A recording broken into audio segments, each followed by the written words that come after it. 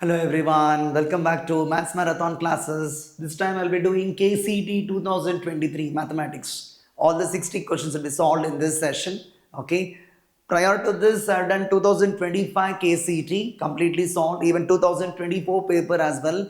Okay. And also I've done the Kcet series from 1984 to 2025 of the chapters like differentiation, application of derivatives, definite integrals, application of definite integrals, and three-dimensional geometry, that is only from 2014 to 2025, because earlier to 2014 we didn't have three-dimensional geometry for Kcet. Okay, so 5 topics are covered of that series also, and this series I'm doing the full-length papers of 2025 onwards, 2024, 23, 22, like that, going back and back till 2000 I'll be doing. Okay, in this series also I'll be solving the NCERT exemplar questions, most important questions of NCERT exemplar book, and synopsis of Kcet as well as JEE will be done separately. Okay, exclusively for Kcet and for JEE will be done separately along with examples, synopsis, and even NCERT book will be solved completely on both 11th and 12th standard. Okay, of first PU and second PU. We will see the number of questions appeared from different topics of this Kcet 2023.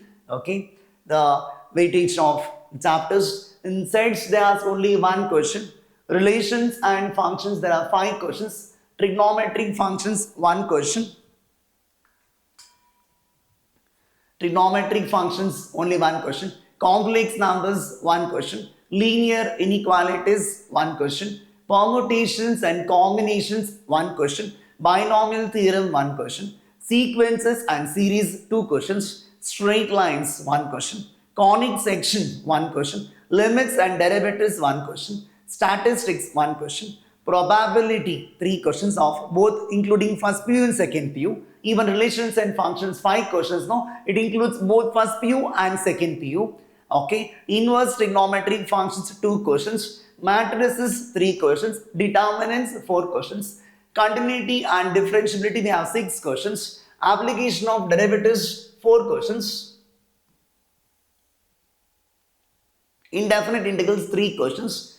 Definite integrals, 3 questions. Application of definite integrals, 2 questions. Differential equations, 2 questions. Vector algebra, 4.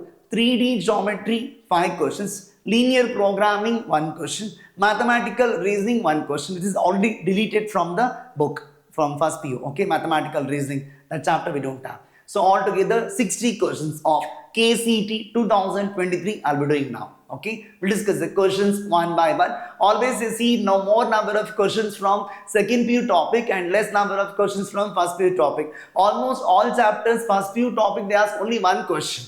Relations and functions are included both of first PU and second PU. That's why I can see more 5 questions. Even probability 3 questions includes both first PU and second PU. Rest all see first PU topic more or less 1 or 2 questions. Only sequences and series we got 2 questions. Rest all we got 1 questions. Correct? So more weightage for second PU topic for CET. Okay? Please learn second PU topics more thoroughly. Okay? The first question we have integral of root of 5 minus 2x plus x square with respect to x.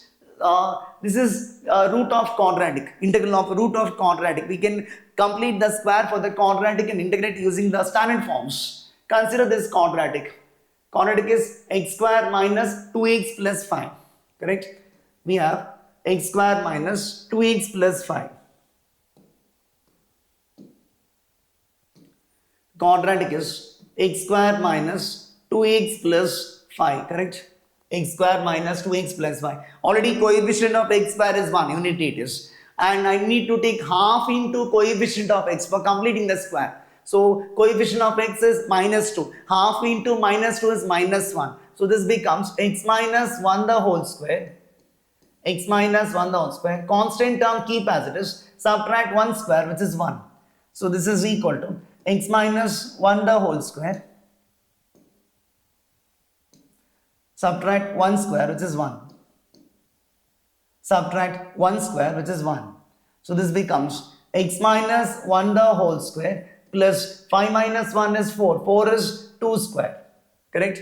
Take half into coefficient of x and complete the square. X minus 1 the whole square. Constant term keep as it is and subtract square of 1. Square of 1 is 1. That's a method of completing the square. 5 minus 1 is 4. 4 is 2 square. Now it takes integral of root of x square plus a square. The given integral I is equal to root of what is given is 5 minus 2x plus x square. 5 minus 2x plus x square with respect to x. This is equal to, we can write this as root of what we got, the simplified form, x minus 1 the whole square plus 2 square. So board exam level question, x minus 1 the whole square plus 2 square. Integral of root of x square plus a square form, x by 2 into root of x square plus a square by 2 log of mod x plus root of x square plus a square plus c, that formula. Instead of x we have x minus 1, in place of a we have 2 here, correct? Variable part is x minus 1, constant term is 2, constant part is 2. So the integral of this will be x minus 1 by 2 into root of, same thing, right? X minus 1 the whole square plus 2 square plus a square by 2. A square is 4. 4 by 2 log of mod x plus root of x square plus a square.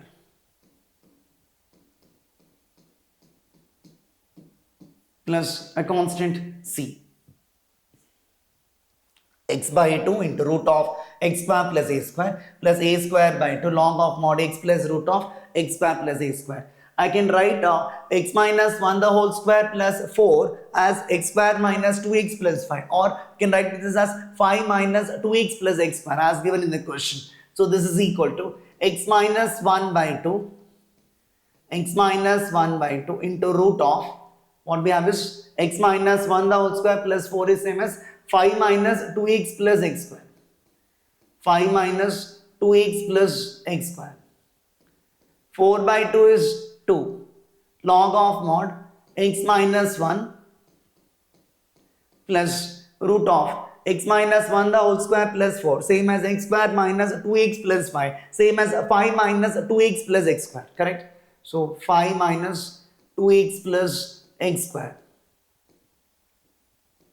plus a constant c. So x minus 1 by 2. Anyway, third option is not possible, correct? X by 2 the given. X minus 1 by 2 is found here. X minus 1 by 2 into root of, even this is not possible because again 5 plus 2x plus x square. Here 5 minus 2x plus x square. This can't be the answer. This can't be the answer. Either A or B, that you match it properly. X minus 1 by 2 into root of 5 minus 2x plus x square plus a square by 2. 4 by 2 is 2. 2 log of mod x minus 1. Here it has become x plus 1. Even this is not possible. Correct? So answer is option A. Very simple question actually. Board exam level question. Even the options given are also very easy. Easily we can make out. If you know 50% of this to solve also, then it easily can tell. Actually 4 options are very easy options. They're not confusing at all. They're not very close to each other, I can tell. Correct? So options are far off each other. I mean, or whatever alternatives are given, they are far off each other. X minus 1 by 2 into root of 5 minus 2x plus x square plus 2 times log of mod x minus 1 plus root of 5 minus 2x plus x square plus c. Option A. On to the next one. Question number 2 we have integral of 1 by 1 plus 3 sine square x plus 8 cos square x. This is integral of the type 1 by a square cos square x plus b square sine square x plus c. For this, to reduce it to the standard form, you can see in the options there are tan inverse. That means to divide numerator and denominator by cos square x. Because sine square by cos square is a tan square and 1 by cos square is secant square. You know, derivative of tan x is secant square x. So our aim is to reduce the integral to standard form. It can be reduced to standard form by dividing numerator and denominator by cos square x. Take this integral as I is equal to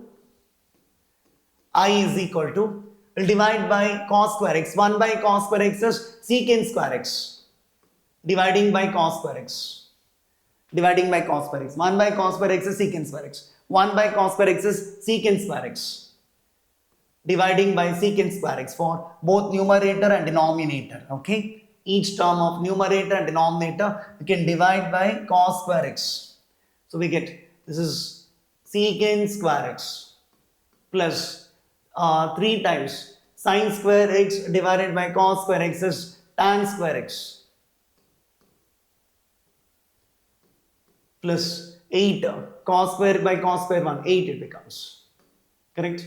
I'm dividing by cos square x for both numerator and denominator. And we know derivative of tan x is secant square x. So I'll put t is equal to tan x. Before that, in the denominator, secant square x, write 1 plus tan square x. The secant square x is, write it as 1 plus tan square x.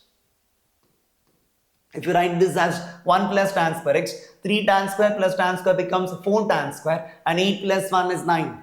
So the given integral becomes secant square x divided by 1 plus 8 is 9 plus 4 into tan square x. Put t is equal to 2 tan x. Put t is equal to 2 tan x. dt by dx. dt by dx is equal to 2 times secant square x. Correct? Put t is equal to 2 tan x, because 2 tan x square is 2 tan x the whole square is 4 tan square x. So dt by 2 is equal to secant square x into dx. dt by 2 is equal to secant square x into dx. Numerator is secant square x into dx, which is dt by 2. dt by 2 means keep 1 by 2 outside. So this becomes 1 by 2 dt by 9 is 3 square, and 4 tan square x is square of this. 2 tan x the whole square is 4 tan square x. So this is t square. Now it is in the form of integral of 1 by a square plus x square. Integral of 1 by a square plus x square is 1 by a tan inverse x by a. So this becomes 1 by 3 tan inverse of t by 3. 1 by 2 is constant, keep outside there itself. Integral of this is 1 by 3 tan inverse of t by 3.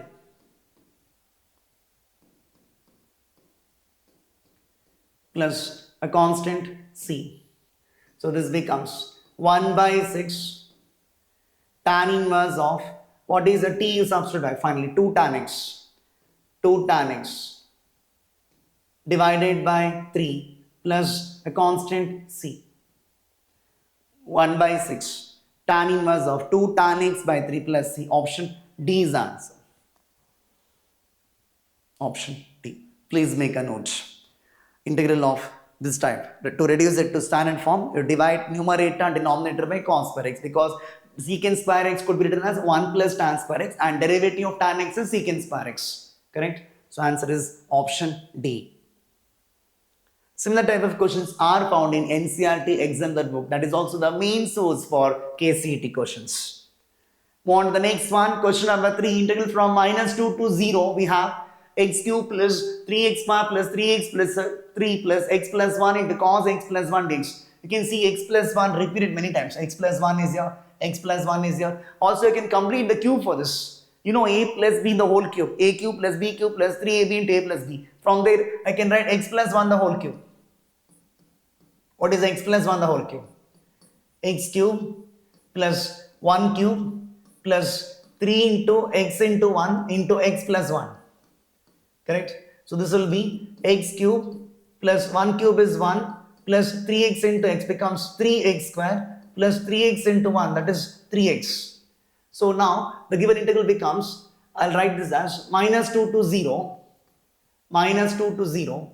This part is there, no? X cube plus 3x square plus 3x plus 3. I can break this as x cube plus 3x square plus 3x plus 3 is there, no? Plus 3, write it as plus 1 plus 2.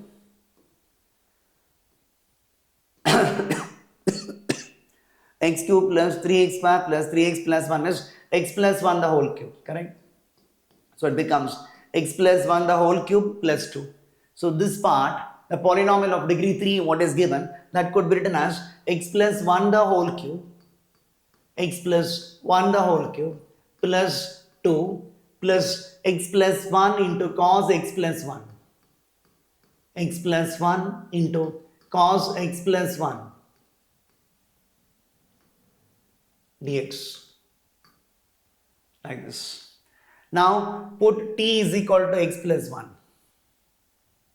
I'll make a substitution for this. Put t equal to x plus 1 so that limits also will change. Whenever you make a substitution, you differentiate and also you have to change the limits because these limits are valid only for x. X varies from -2 to 0. T varies from what to what. So put t equal to x plus 1. Put t equal to x plus 1. Differentiate dt by dx. dt by dx is 1. So dt is equal to dx. dt is equal to dx. When x equal to -2, t equal to how much? When x equal to -2, t is equal to how much? -2 plus 1, -1. When x equal to upper limit is 0. When x equal to 0, t equal to how much? 0 plus 1 is 1. When x is -2, t is -1. When x is 0, t is 1. Limits will change. T varies from -1 to +1. X is from -2 to 0. T is from -1 to +1. T varies from -1 to +1. Wherever there is x plus 1, you write t because I have taken x plus 1 as a t. So this becomes t cube plus 2 plus t into cos t and dx is same as dt. Correct?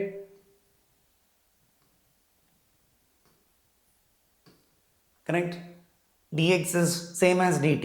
dt by dx is 1. After cross multiplying we get like this. So t cube is an odd function. T cos t is also an odd function. Cos t is an even function. T is odd function. Odd into even function is odd function. So integral of t cube plus t cos t from -1 to +1 becomes 0. I can write this separately.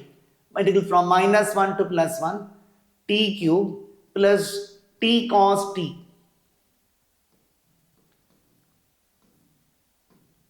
It is an odd function plus integral from -1 to +1 2 dt.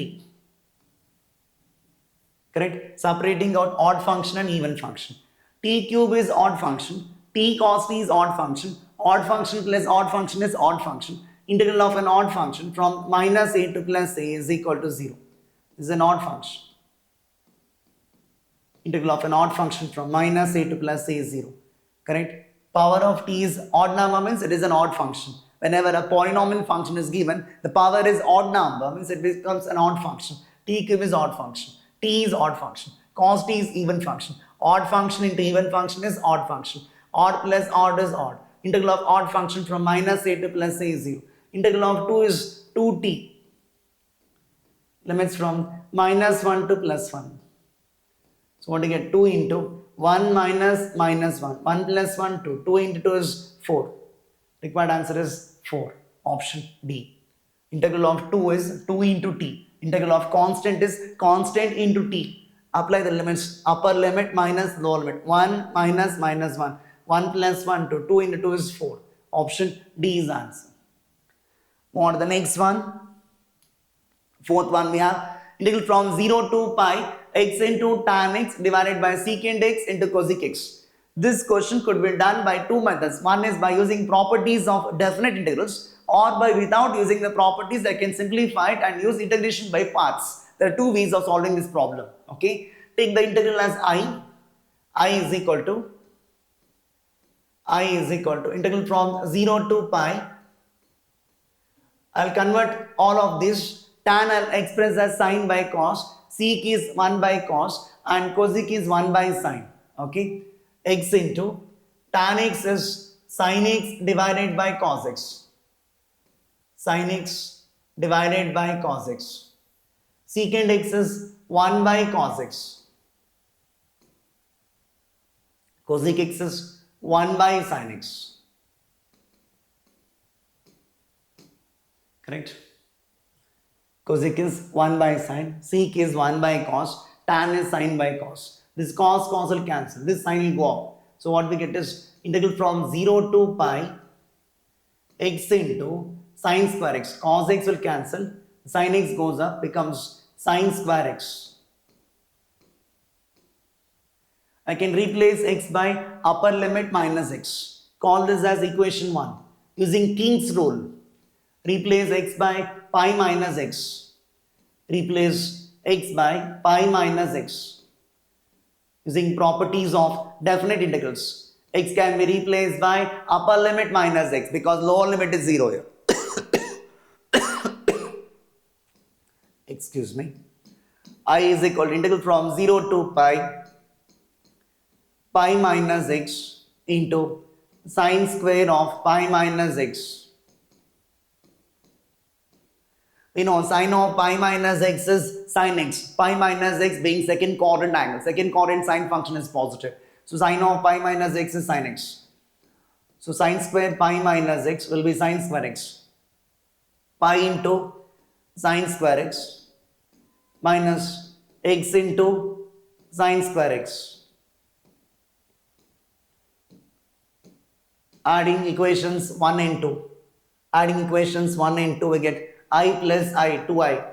Equation 1 plus equation 2 gives 2i is equal to pi into integral from 0 to pi sine square x. Adding equations 1 and 2. X into sine square x is going to cancel. And 0 to pi sine square x dx is no. For that I can split because it satisfies this condition f of 2a minus x equal to f of x. If it satisfies this condition, we can write integral from 0 to 2a f of x dx is equal to 2 times 0 to a f of x dx. 2 times 0 to a f of x dx. That is pi into integral from 0 to pi is 2 times 0 to pi by 2 sine square x. Because sine of pi minus x is sine x. This condition is satisfied for this sine square pi minus x. If you take f of x as sine square x and if you find out f of pi minus x, it satisfies f of pi minus x equal to f of x because sine square pi minus x equal to sine square x. So I can split like this, correct? And integral from 0 to pi by 2 sine square x, that we know it's a very standard one, correct? It's pi by 4 it is. Here 2i is equal to 2 pi into integral of this. 2 could be cancelled here. Therefore, what I get is I is equal to integral from 0 to pi by 2. Pi is there, of course. One pi is there. Pi into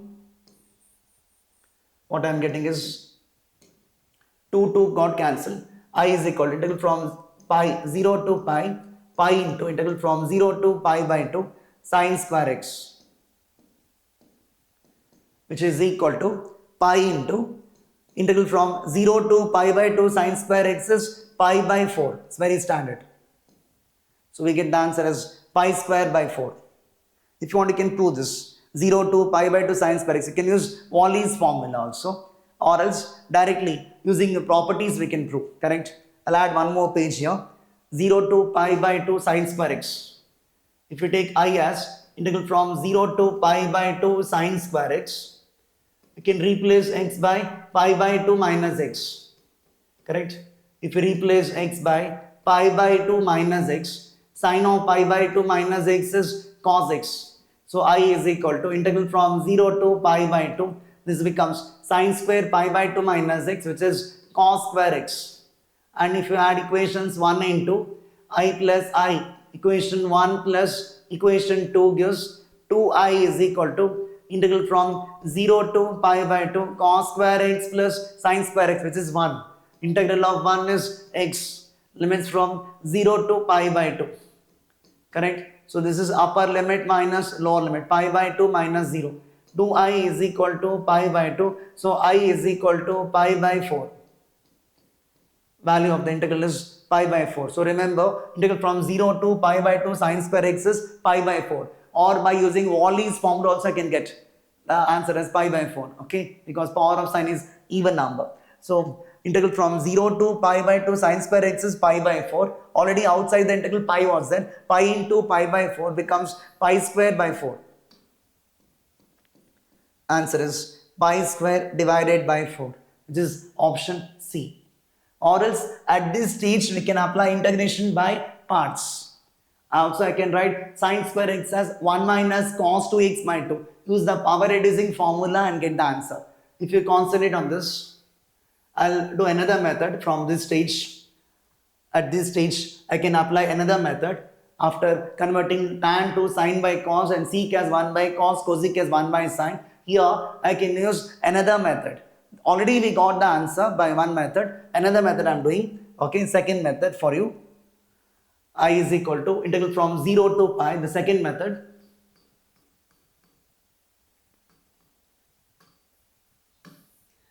I is equal to integral from 0 to pi x into sine square x. Sine square x, you can write it as 1 minus cos 2x by 2. X into 1 minus cos 2x divided by 2. X by 2 means keep 1 by 2 outside. 1 by 2 outside. Integral from 0 to pi x into 1x minus x into cos 2x dx. Correct? Sine square x is 1 minus cos 2x by 2 using the power reducing formula. Then divide by 2 means keep 1 by 2 outside. X into 1x. X into cos 2x. Correct? Multiply it. Now integrate this. Half into integral of x is x square by 2.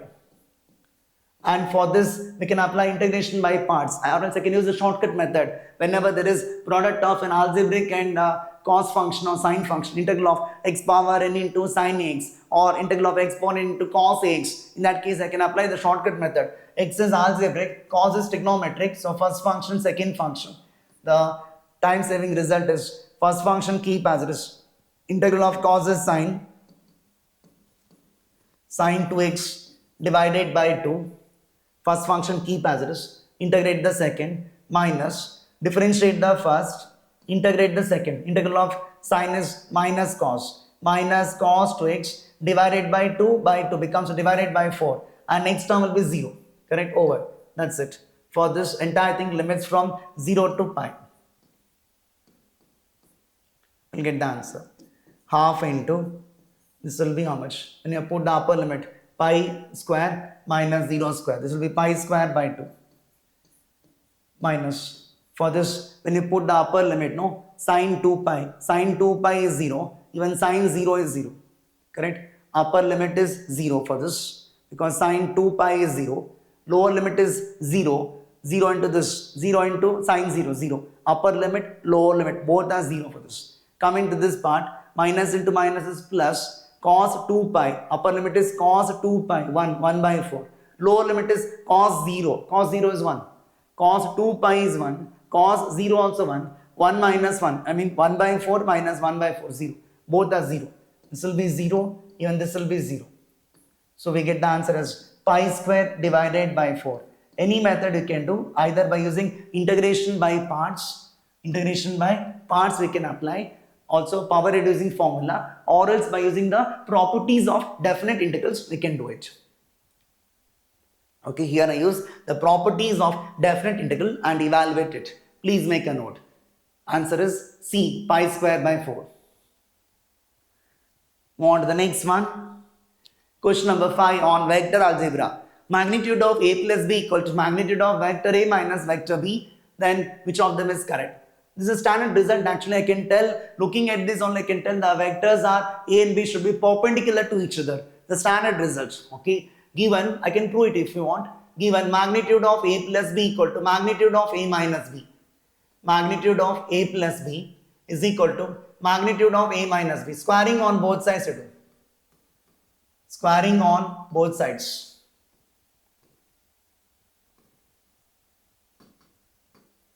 Squaring on both sides. What do you get? Magnitude of a plus b square is equal to magnitude of a minus b square. Squaring on both sides. What is the formula for magnitude of a plus b square? Magnitude of a square plus magnitude of b square plus 2 times a dot b.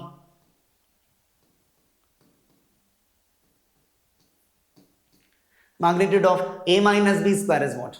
Magnitude of a square, I can write from the left side, otherwise there is no space here.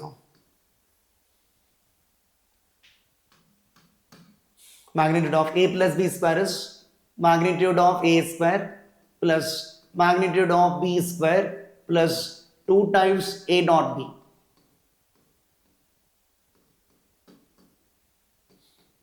Magnitude of a minus b square is magnitude of a square plus magnitude of b square minus 2 times a dot b.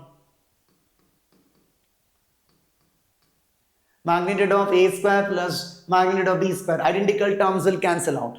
So what is left is 2 times a dot b is equal to 2 times a dot b is equal to minus 2 times a dot b.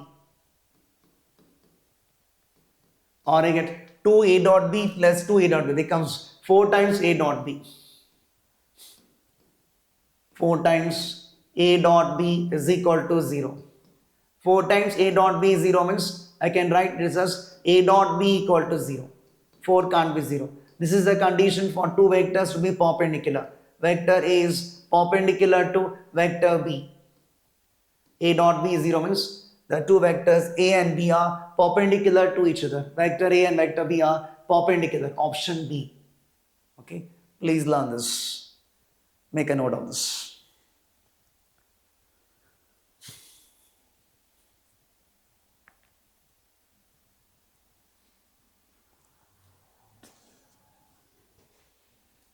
Move on to the next one. Or else you can remember this identity, that is magnitude of a plus b square. Directly we can answer C. Magnitude of a plus b square minus magnitude of a minus b square is equal to 4 times a dot b. You must know this formula. From this directly we can tell. If you remember this identity, directly we can answer. We given magnitude of a plus b equal to magnitude of a minus b. So left hand side becomes 0, right? So magnitude of a plus b square will be equal to magnitude of a minus b square. So that left hand side part will be 0. 0 is equal to 4 times a dot b. So a dot b is equal to 0. 4 can't be 0. So a dot b equal to 0. A dot b 0 means vector A and vector B are perpendicular to each other. On to the next one. Question number 6 we have the component of I cap in the direction of. This is meant to be the projection of vector in the direction of vector B. Okay. Component of A in the direction of vector B. Same as projection of vector A in the direction of vector B. So component of vector I cap. Component of I cap in the direction of I plus j plus 2k in the direction of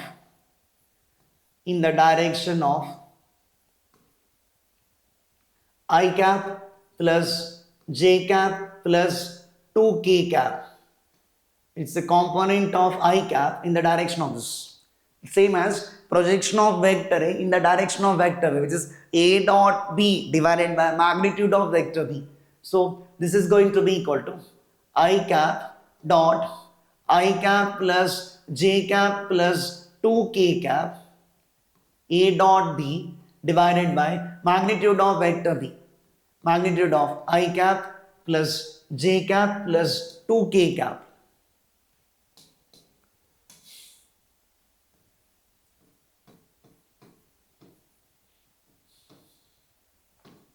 Here I dot I is 1, correct? I dot j is 0, I dot 2k is also 0.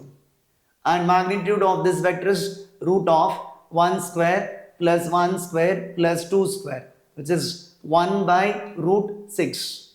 Or you can multiply and divide by root 6. Multiply and divide by root 6. We get root 6 divided by root 6 in root 6 is 6. So root 6 by 6, option A. Component of vector A in the direction of vector B is meant to be the projection of vector A in the direction of vector B, which is A dot B divided by magnitude of vector B. Please make a note of this. Move on to the next one. Question number 7 we have. In the interval 0 to pi by 2, that is in the first quadrant, area lying between the curves y equal to tan x and y equal to cot x and x axis. So we shall draw the curves y equal to tan x and y equal to cot x in the first quadrant, 0 to pi by 2. In each and every quadrant, no, tan function is increasing and cot function is decreasing. You must know that. Tan function is increasing, cot function is decreasing. Each and every quadrant this happens. So 0 to pi by 2, in that interval we want. And in the interval 0 to pi by 2, they intersect at x equal to pi by 4. You know the tan pi by 4 is 1, even cot pi by 4 is 1. Both are 1, right? So they intersect at pi by 4, tan function and cot function. Tan is increasing function in the interval 0 to pi by 2. I'll draw one vertical asymptote here at x equal to pi by 2. Tan is increasing in the interval 0 to pi by 2. Like this, it goes up. And cot 0 is infinity, comes down like this. Cot pi by 2 0. At pi by 4, they're going to intersect. Correct? This is going up, no? That is tan x. Coming down is y equal to cot x. I drawn the graphs of y equal to tan x and y equal to cot x. This area I need to find out. We need to find this area. Okay. This is y is equal to tan x. Going up is there, no? Going up is y is equal to tan x. And this is coming down, no? This is y is equal to cot x. Y is equal to cot x. Want to find area in the interval 0 to pi by 2.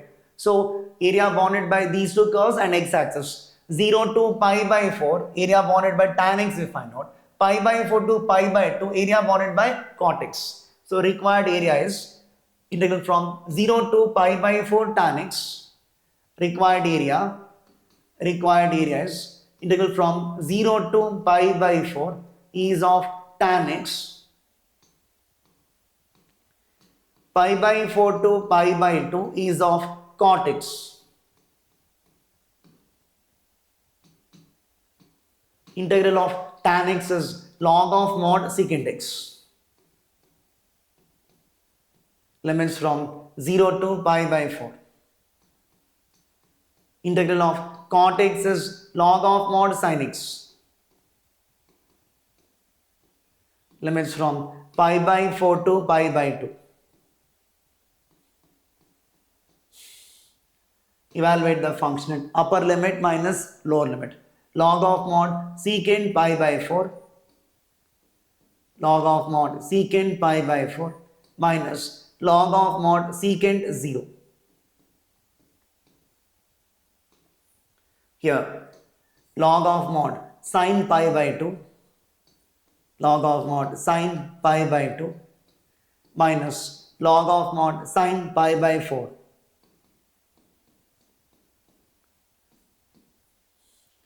Secant pi by 4 is root 2. This is log root 2. Secant 0 is 1. Sin pi by 2 is 1.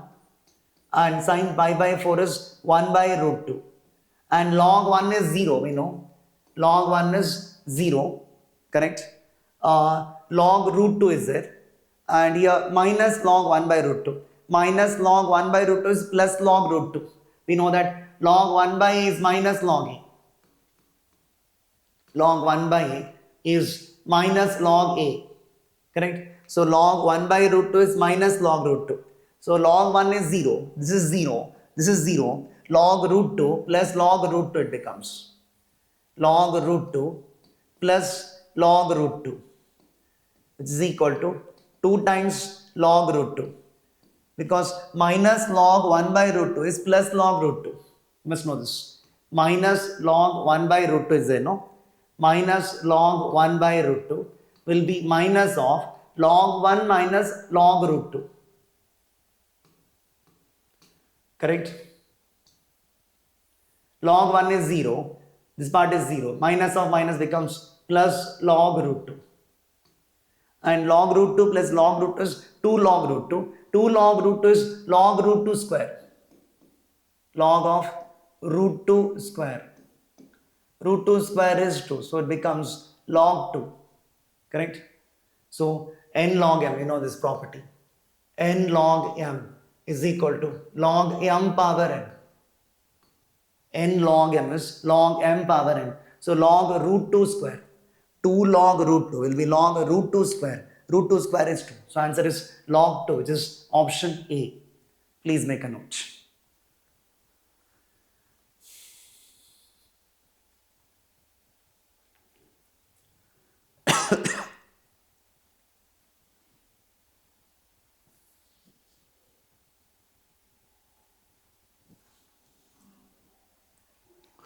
Move on to the next one.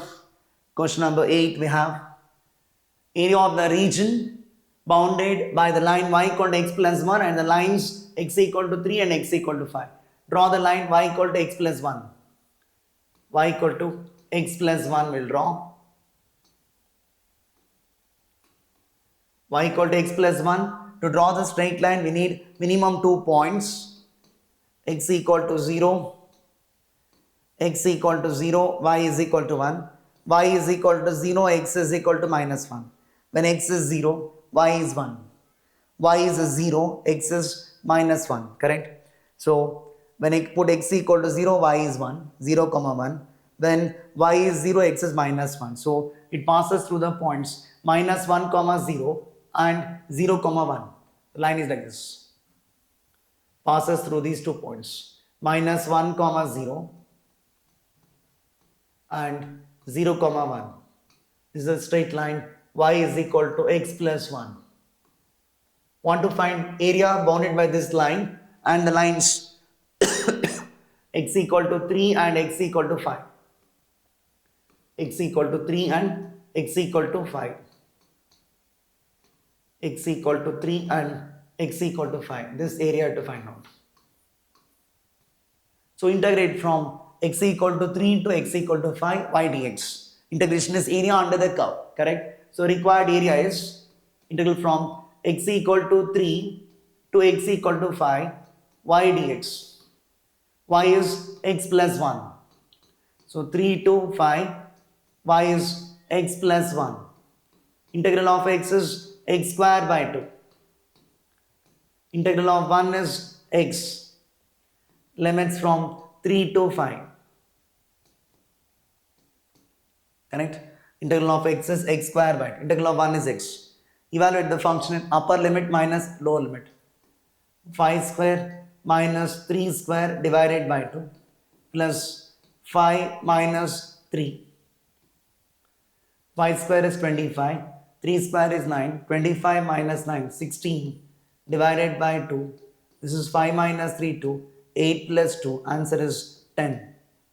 10 square units. Option B is the answer. Very simple question. Board exam level question is asked. Okay. Please make a note of this.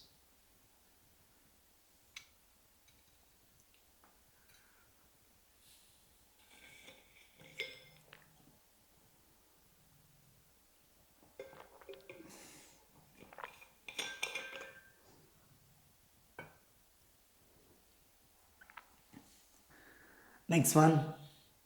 Question number 9 we have. The curve passes through the point 1 comma 1 and at any point x comma y on the curve, the product of slope of tangent and y coordinate of the point is equal to y coordinate of the point. Product of slope of tangent and x coordinate. Slope of tangent is dy by dx. Given according to the question, slope of tangent is dy by dx. Slope of tangent into x coordinate is equal to y coordinate of the point. So from this you can separate the variables. Dy by y, correct, is equal to x by dx. Take it that, so it becomes dx by x.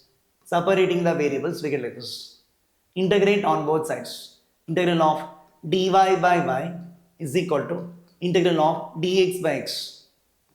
According to the question, what is given? Slope of the tangent into x coordinate is equal to y coordinate of the point. Slope of the tangent is dy by dx. dy by dx into x is equal to y. So we can separate the variables. Dy by y is equal to dx by x. Integrate on both sides. Integral of dy by y is log of mod y. Integral of dx by x is log of mod x. Add a constant log of mod c. Okay, adding a constant as log of mod c. So that they can apply the properties of log. Log of mod y is equal to sum of the log is log of the product. Log a plus log b is log of ab. Log of mod x into c. Remove log on both sides by taking anti-log. Y is equal to x into c. Call this as star. It passes through the point 1, comma 1. It passes through the point 1, comma 1. It passes through the point 1, comma 1. Substitute x equal to 1, y equal to 1. Passes through the point 1, comma 1. Therefore, star implies put y is equal to 1, x is equal to 1 into c. So I get c is equal to 1. Therefore, star becomes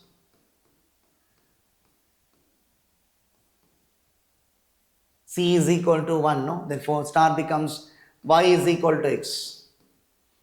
This y is equal to x is also passing through which point? The curve also passes through which point? Y is equal to x is satisfied for 2, comma 2, right? X equal to y equal to satisfy this. So, curve also passes through which point they ask? It also passes through the point 2, comma 2.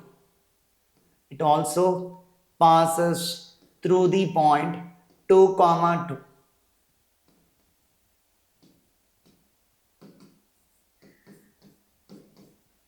Option B is the answer.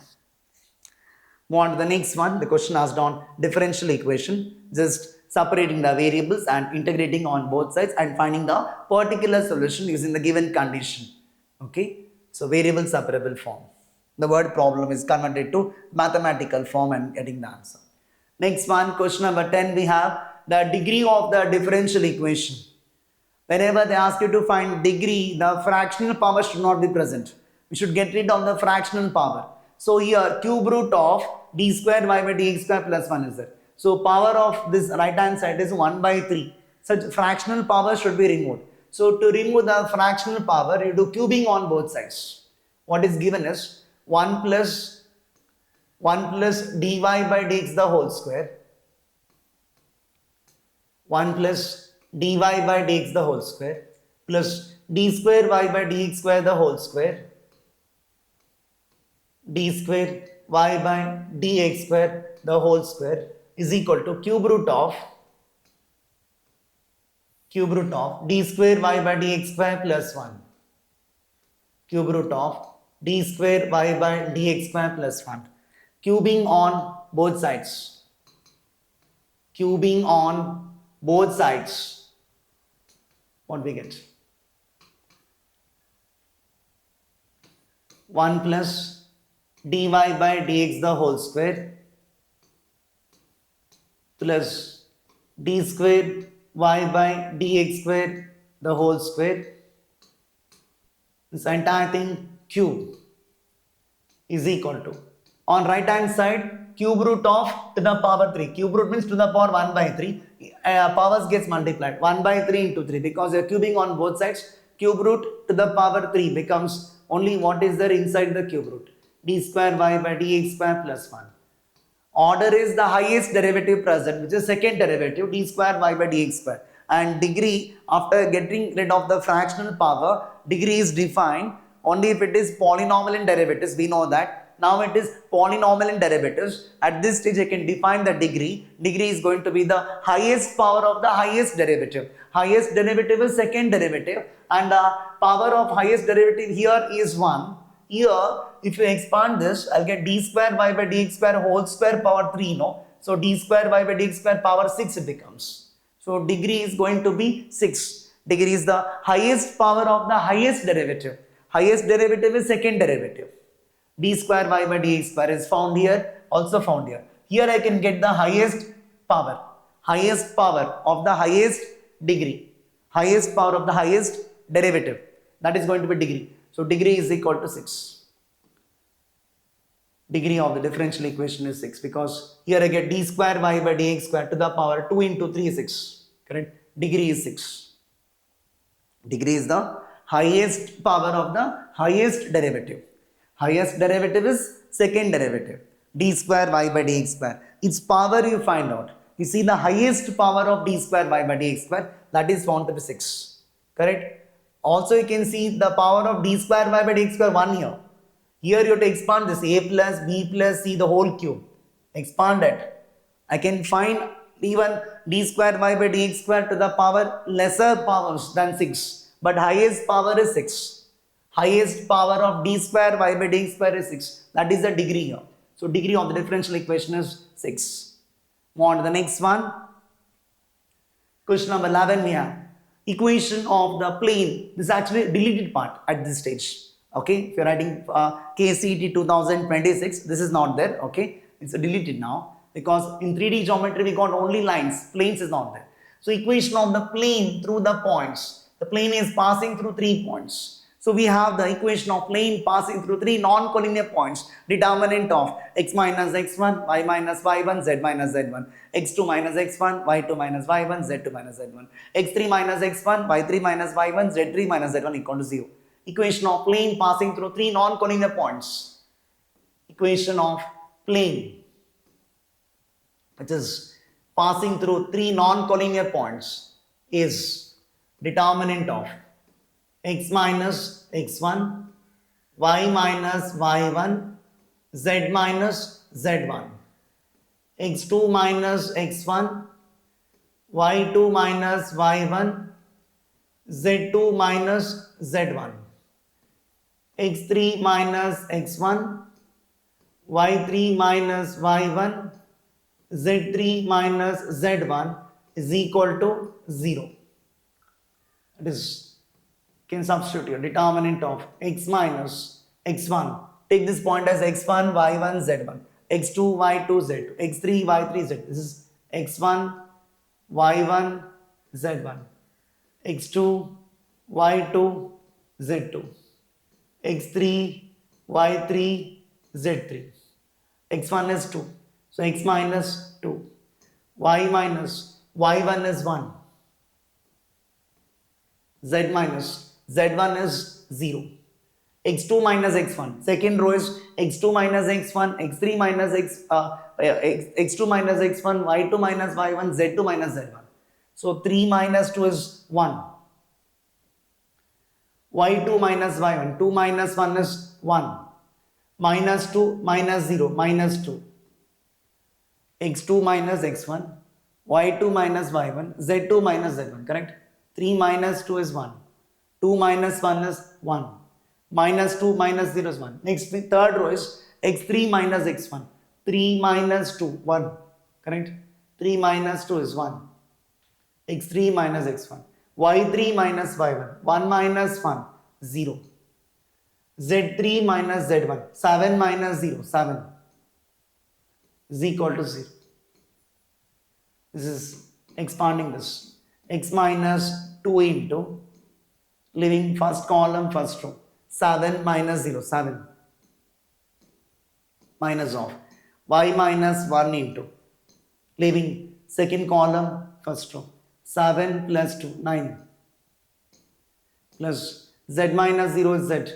Z into leaving third column, first row. 0 minus 1, minus 1.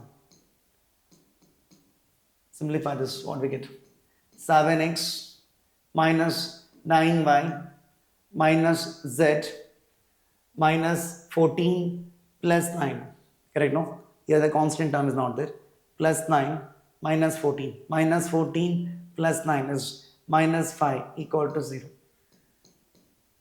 So answer is 7x minus 9y minus z minus 5 equal to 0. This is option A. Please make a note. Board exam level question actually. This is deleted.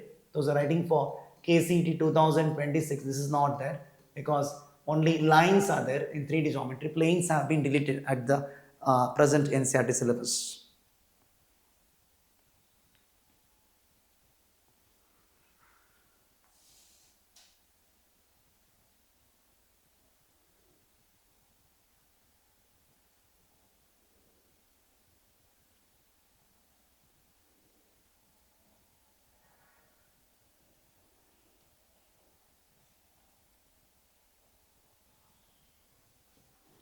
Move on to the next one.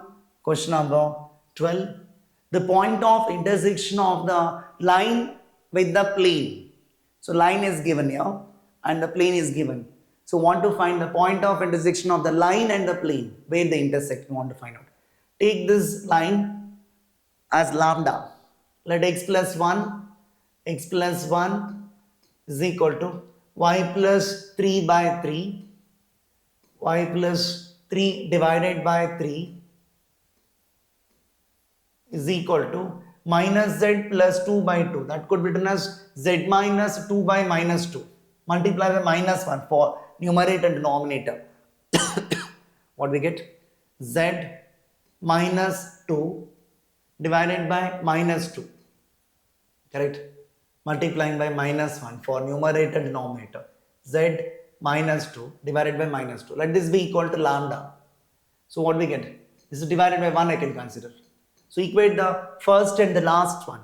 X plus 1 by 1 is lambda. So x plus 1 is equal to lambda. X is equal to what I get? X plus 1 is equal to lambda. Y plus 3 is equal to 3 lambda, equating the second and last. Equating the third ratio and the last, we get z minus 2 is equal to minus 2 lambda. So what we get? X is equal to lambda minus 1. Y is equal to 3 lambda minus 3. Z is equal to 2 plus 2 lambda. X is lambda minus 1. Y is 3 lambda minus 3. Z is 2 minus 2 lambda. Sorry. 2 minus 2 lambda. Minus 2 taken that side. Plus 2. 2 minus 2 lambda. Correct? This, any point on the line. This is any point on the line in terms of lambda I've written. This point to lie on the plane, we get the point of intersection. This point, that is lambda minus 1, 3 lambda minus 3,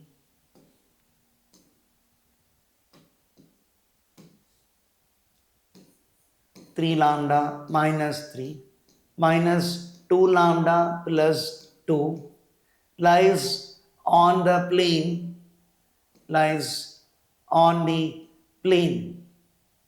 plane is 3x plus 4y plus 5z is equal to 10. This point lies on the plane. We get the point of intersection. Substitute 3 into x, we put lambda minus 1 plus 4 into y is 3 lambda minus 3 plus 5 into z is minus 2 lambda plus 2 is equal to 10. Get the value of lambda from this. Here you get 3 lambda, 12 lambda, 12 lambda plus 3 lambda, 15 lambda minus 10 lambda. 12 plus 3, 15, 15 minus 10, which is 5 lambda.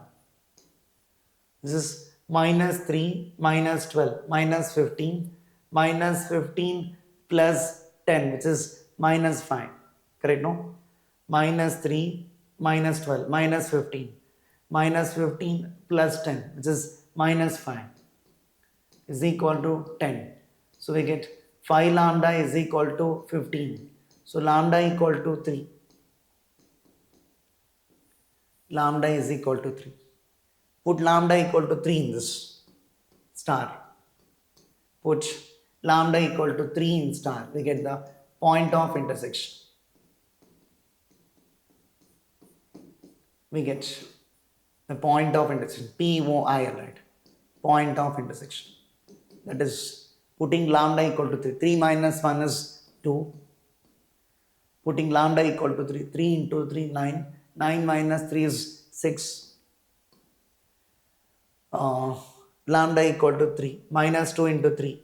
How much? Minus 6. Minus 6 plus 2. Minus 4. Lambda is equal to 3.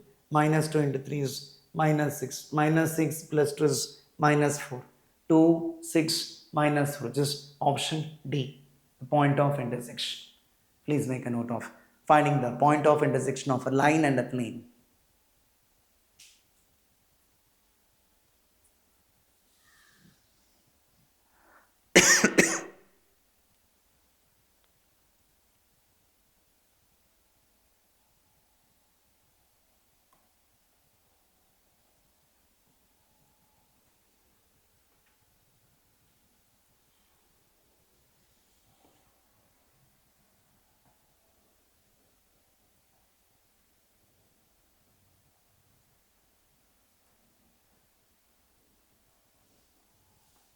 On to the next one.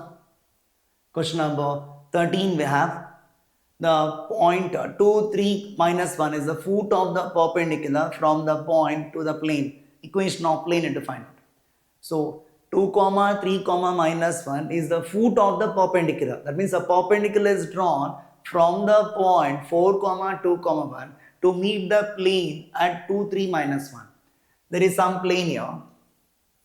There is some plane. This is the foot of the perpendicular. Foot of the perpendicular is 2 comma 3 comma minus 1. 2 comma 3 comma minus 1 is the foot of the perpendicular drawn from the point 4 comma 2 comma 1. That means this line is a normal to the plane. Perpendicular means normal to the plane. I can find the direction ratios of normal to the plane. Okay, this is the point P call. This is the point A call. So direction ratios of AP I can find out. Direction ratios of AP are, AP is the normal to the plane. AP is normal to the plane. AP is normal. Direction ratio of AP. AP is the normal to the plane.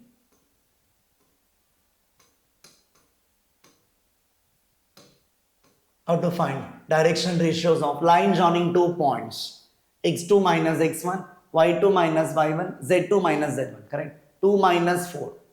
2 minus 4 is minus 2. 2 minus 4, comma 3 minus 2, comma minus 1, minus 1.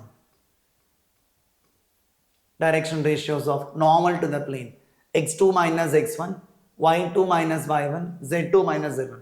2 minus 4, 3 minus 2, minus 1, minus 1. So that is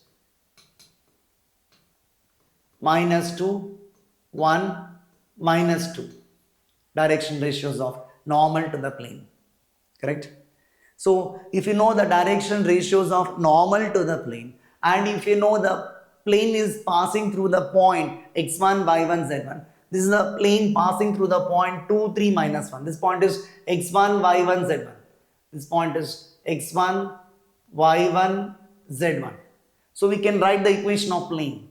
Plane is passing through the point x1, y1, z1. And you know the direction ratios of normal to the plane. Then you can write the equation of plane as a into x minus x1. Equation of the plane is a into x minus x1 plus b into y minus y1 plus c into z minus z1 is equal to 0. Where a, b, c are direction ratios of normal to the plane. This is capital A, B, C. Direction ratios of normal to the plane. Substitute a is minus 2 into x minus x1 is 2. B is 1 into y minus 3. C is minus 2 into z minus minus 1 equal to 0. So what we get is minus 2x plus y minus 2z. Minus 2 into minus 2 plus 4. 4 minus 3 is 1. Correct? 4 minus 3 is 1. 1 minus 2 is minus 1 equal to 0. Or you can multiply the entire equation by minus 1. So that we get 2x minus y plus 2z plus 1 equal to 0. Multiply the entire equation by minus 1. This is a equation of plane passing through the point 2 comma 3 comma minus 1, and direction ratios of normal to the plane is 2 minus 1 2. Can multiply by minus 1, 2 minus 1 2. Answer is option B. 2x minus y plus 2z plus 1 equal to 0. Option B is answer. Please make a note. Even this is deleted, okay, at present. It's not there in the syllabus. Still I am doing it. All the questions I am solving of Kcet 2023.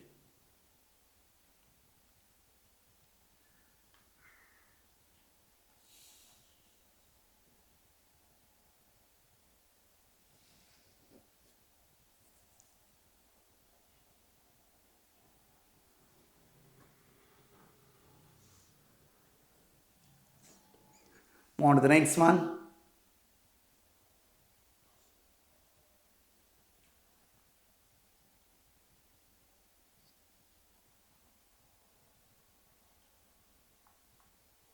Fourteenth one we have. This is on vectors.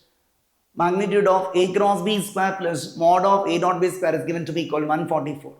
We know by Lagrange's identity, magnitude of a cross b square plus a dot b square. Lagrange's identity. Using the Lagrange's identity, we have magnitude of a cross b square plus a dot b square. Magnitude of a cross b square plus a dot b square is equal to magnitude of a square into magnitude of b square.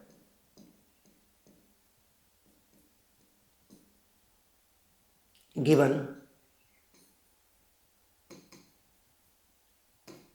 magnitude of a cross b square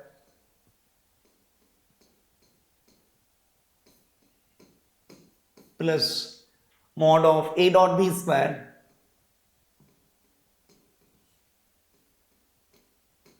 is given to be equal to 144. This is given. By Lagrange's identity, it follows that magnitude of a cross b square plus a dot b square is magnitude of a square into magnitude of b square. I am using this. So this left hand side becomes magnitude of a square into magnitude of b square.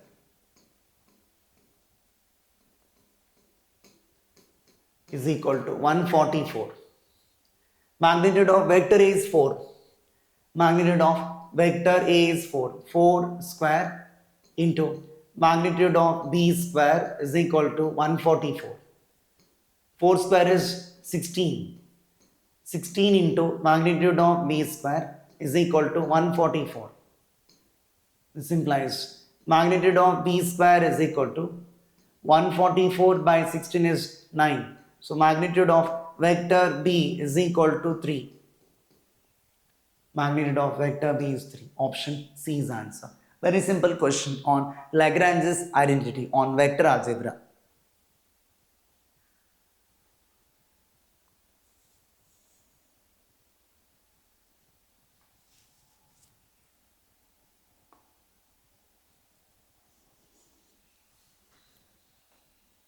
Move on to the next one. Question number 15 we have on vectors again. Given vector A plus 2 times vector B plus 3 times vector C equal to 0 and given like this, want to find the value of lambda. We have a result actually, a result to be noted here. If A plus B plus C is equal to 0 vector, if A plus B plus C is equal to 0 vector,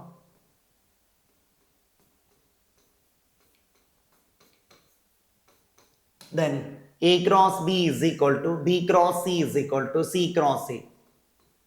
A cross B is equal to B cross C is equal to C cross A. You must know this. If A plus B plus C is equal to 0 vector, A cross B is equal to B cross C equal to C cross A not equal to 0 vector. You must know this. I will be applying this result in this problem. Okay, instead of A plus B plus C equal to 0 vector, what is given is A plus 2B plus 3C equal to 0 vector. Given, according to this, given in the question, A plus 2B plus 3C is equal to 0 vector.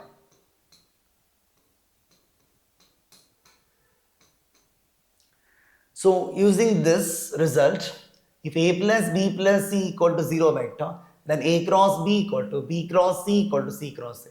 Now A plus 2B plus 3C equal to 0 vector implies what? A cross 2B, A cross 2B is equal to 2B cross 3C is equal to 3C cross A. A cross 2B is equal to 2B cross 3C is equal to 3C cross A using this result. So from this I can write this as 2 times A cross B. A cross 2B is same as 2 times A cross B is equal to scalars we can multiply 2 into 3 is 6. 6 times B cross C is equal to 3 times C cross A. This is we have, okay, using that result. Now what is given is A cross B plus B cross C plus C cross is lambda times B cross C. That means everywhere you express in terms of B cross C. Given also what is given is also A cross B plus B cross C plus C cross A.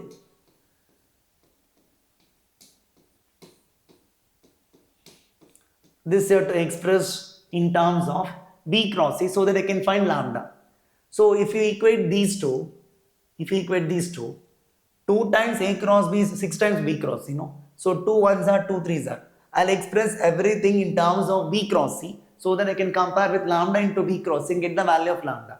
So if you equate the first and second, what I get? A cross B is 3 times B cross C. A cross B is 3 times B cross C plus B cross C, keep as it is, plus C cross A. I have to express in terms of B cross C, equating these two. What I get? C cross A is 2 times B cross C, correct? A cross B is 3 times B cross C because 2 ones are 2 threes are cancels, 3 ones are 3 twos are cancels. So C cross A is going to be 2 times B cross C. Correct? 3 ones are 3 twos are. So C cross A is 2 times B cross C. Adding these like terms, what we get? 3 times B cross C plus 1 time B cross C plus 2 times B cross C becomes 6 times B cross C. 6 times B cross C. And this is given to be equal to lambda times B cross C. If we compare these two, we get lambda is equal to 6. Comparing these two, we get lambda is equal to 6, which is option A. Similar type of question was asked in Kcet 2009 also. Please make a note of this.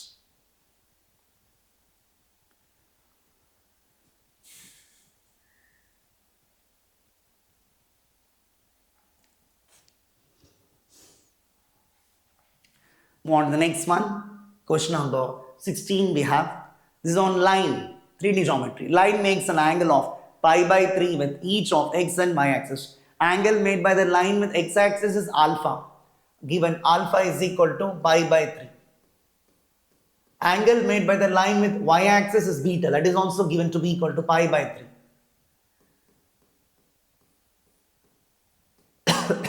You have to find acute angle made by the line with z axis. So gamma you have to find out. Angle made by the line with z axis is gamma. We have cos square alpha plus cos square beta plus cos square gamma is 1. Cos square alpha plus cos square beta plus cos square gamma is equal to 1. Property of direction cosines, correct? If cos alpha, cos beta, cos gamma, direction cosines, we know this. Cos square alpha plus cos square beta plus cos square gamma is 1. So alpha is pi by 3. So we get cos square pi by 3 plus cos square pi by 3 plus cos square gamma is equal to 1. Cos pi by 3 is 1 by 2. 1 by 2 square is 1 by 4. Cos pi by 3 is 1 by 2. 1 by 2 square is 1 by 4 plus cos square gamma is equal to 1. 1 by 4 plus 1 by 4 is half. 1 minus half is half. Correct? So cos square gamma is equal to 1. Sum of these two is half. 1 minus half is half. Cos square gamma is half. So cos gamma is plus or minus 1 by root 2. Cos gamma equal to 1 by root 2 gives gamma equal to pi by 4.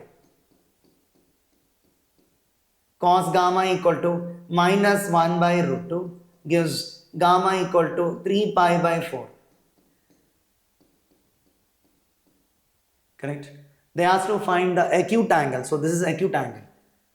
This is the acute angle. Our required angle is pi by 4. Cos gamma is 1 by root 2 because gamma is pi by 4, which is an acute angle because they asked to find the acute angle made by the line with z axis. Required answer is option A. Very simple question. on direction cosines of a line.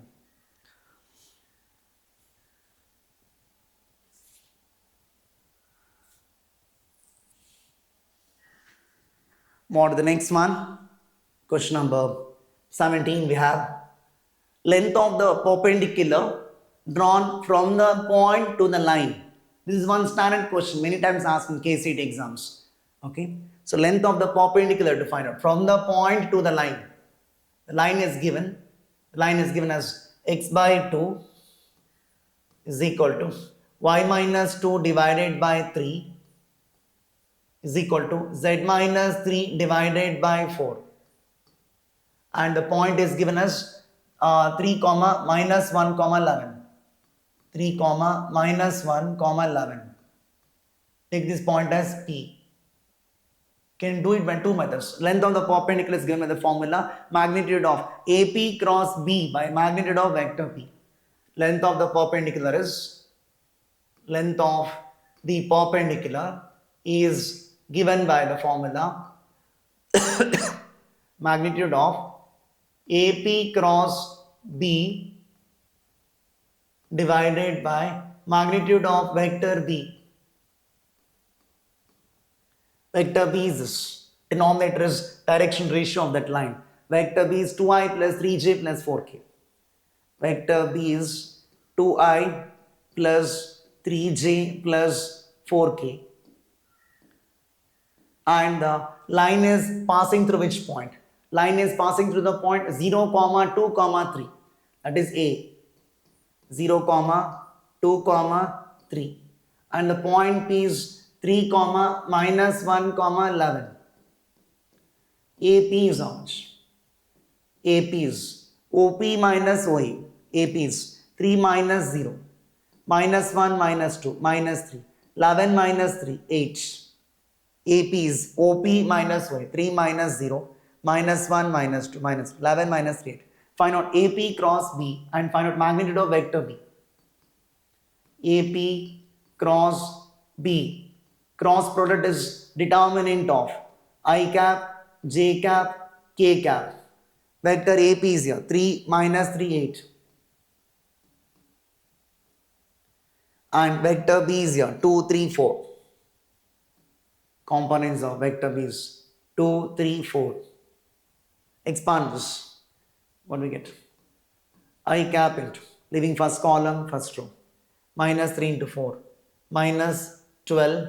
Minus 24. That is minus 36. Correct? Minus 12. Minus 24. Minus J cap into leaving second column, first row. 3 into 4. 12 minus 16. 12 minus 16. This is minus 4. K cap into leaving third column, first row. 3 into 3 is 9. 9 plus 6, which is 15. Correct? AP cross P, getting like this. AP is 3 minus 3, 8. Vector B is here, 2, 3, 4. Minus 3 into 4. Minus 12 minus 24. Minus 36. 12 minus 16. Minus 4. 9 plus 6, 15. So find out magnitude of this. Also find magnitude of vector B. Magnitude of this will be root of length of the perpendicular is root of 36 square, which is 1296. 4 square is 16. And 15 square is 225. Divided by magnitude of vector B. Magnitude of vector B is root of 2 square is 4. 3 square is 9. And 4 square is 16. This is how much? Root of 29 denominator. This will be 1296 plus 241. 1296 plus 241.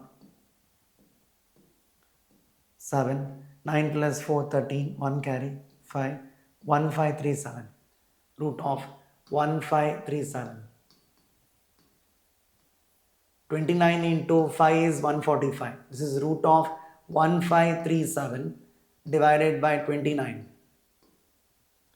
This is root of 29 into 5 is 145. So 8 remains. 29 threes are. So root 53 is answer. Please note of this.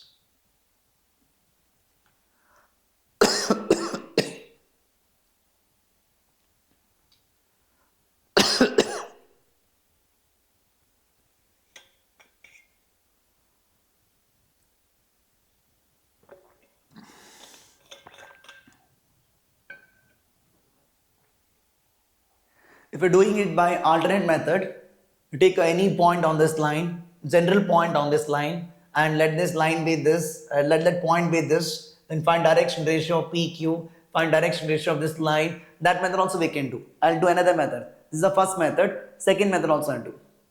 Point is given and the line is given. Correct? Point is 3 minus 1, 11. Add one page here and find out length of the perpendicular.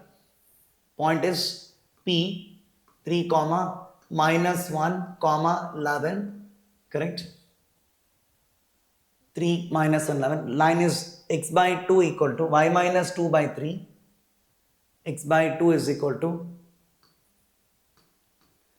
y minus 2 divided by 3.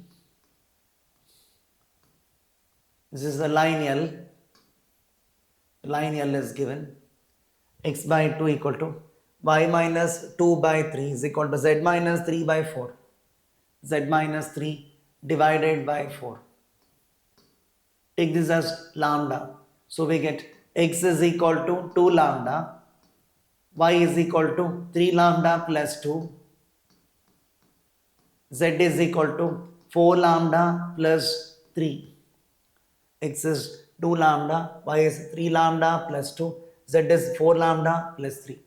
Correct? We got the point Q. This is any point on the line. Let that point be Q. Let Q be with this point. Let Q be the point 2 lambda, 3 lambda plus 2, 4 lambda plus 3. Find direction ratios of PQ. Find direction ratios of PQR. x2 minus x1, x2 minus x1, y2 minus y1, z2 minus z1. Then use the fact that PQ is perpendicular to the line. Get the value of lambda and substitute back. Then apply distance formula, get the answer. So direction ratios of PQ. Q is this point, P is this point. So direction ratios of line joining 2 points is x2 minus x1, y2 minus y1, z2 minus z1. So what we get? 2 lambda minus 3. 3 lambda plus 2 minus of minus 1. 3 lambda plus 3. 4 lambda plus 3 minus 11. 4 lambda 3 minus 11 is minus 8. Direction ratios of the line is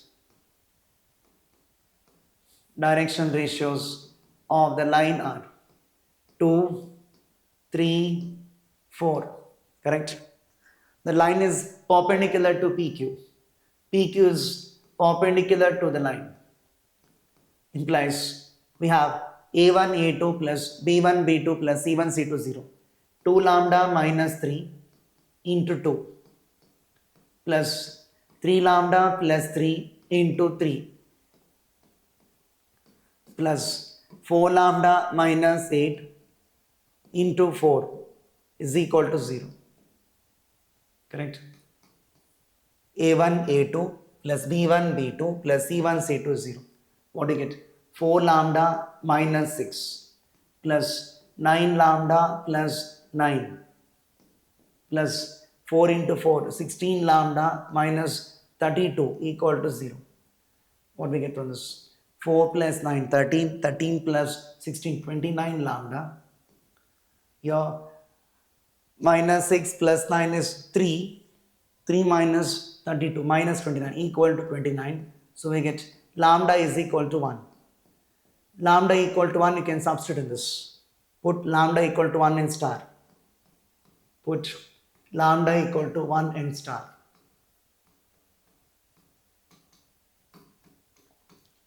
we get the point Q as putting lambda equal to 1. 2 into 1, 2. 3 into 1, 3 plus 2, 5. 4 into 1, 4 plus 3 is 7. Therefore, you can find PQ, which is the length of the perpendicular. PQ is length of the perpendicular, which is the distance between the 2 points P and Q. Root of 2 minus 3 the whole square. 2 minus 3 the whole square plus 5 minus 1 the whole square. 7 minus 11 the whole square.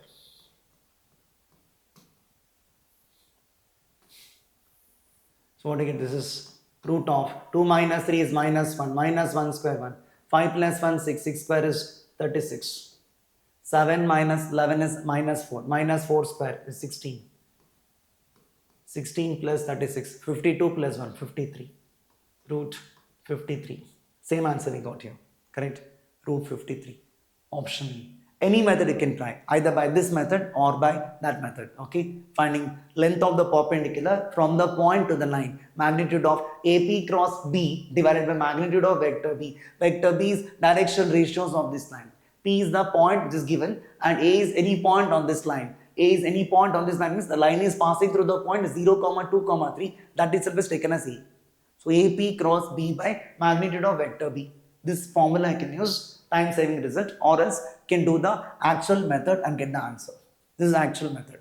Please make a note. Because 4 times this type of question is asked in Kcet. Okay, finding length of the perpendicular from the point to the line in 3D geometry. This chapter, okay, belongs to 4 times they ask this type of question. Please practice it.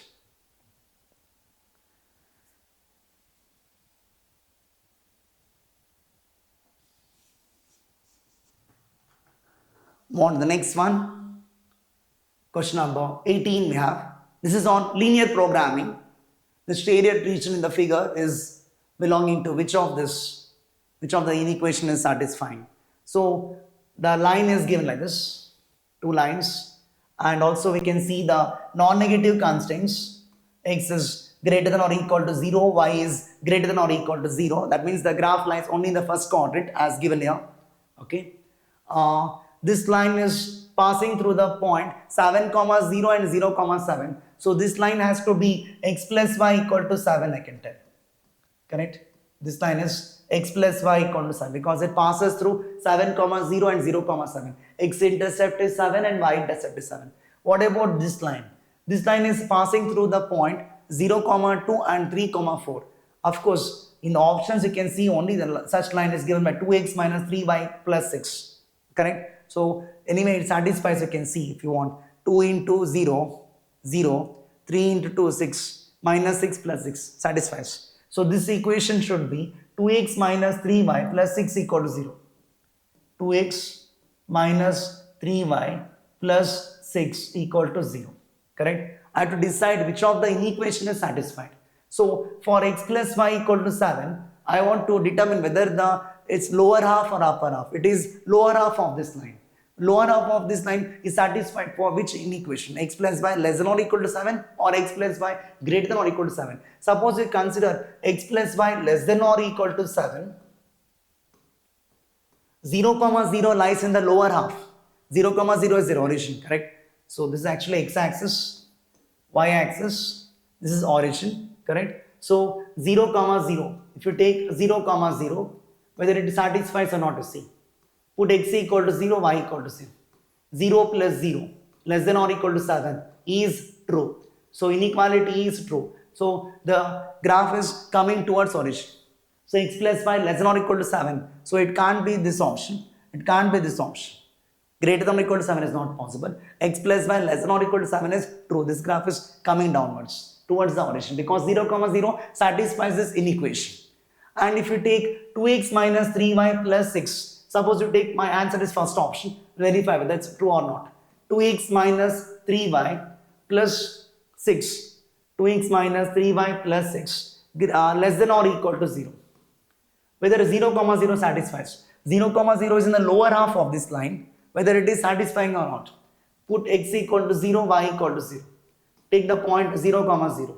Then you put x equal to 0. 2 into 0, 3 into 0 plus 6 less than or equal to 0. 6 less than or equal to 0 is false. Correct? 6 is in fact greater than 0. 6 is less than or equal to 0 is false. Inequality is false. So it is not towards, that means this inequation is not true. Actually, the graph is coming downwards. Correct? It is towards 0, 0. But this inequation is not true.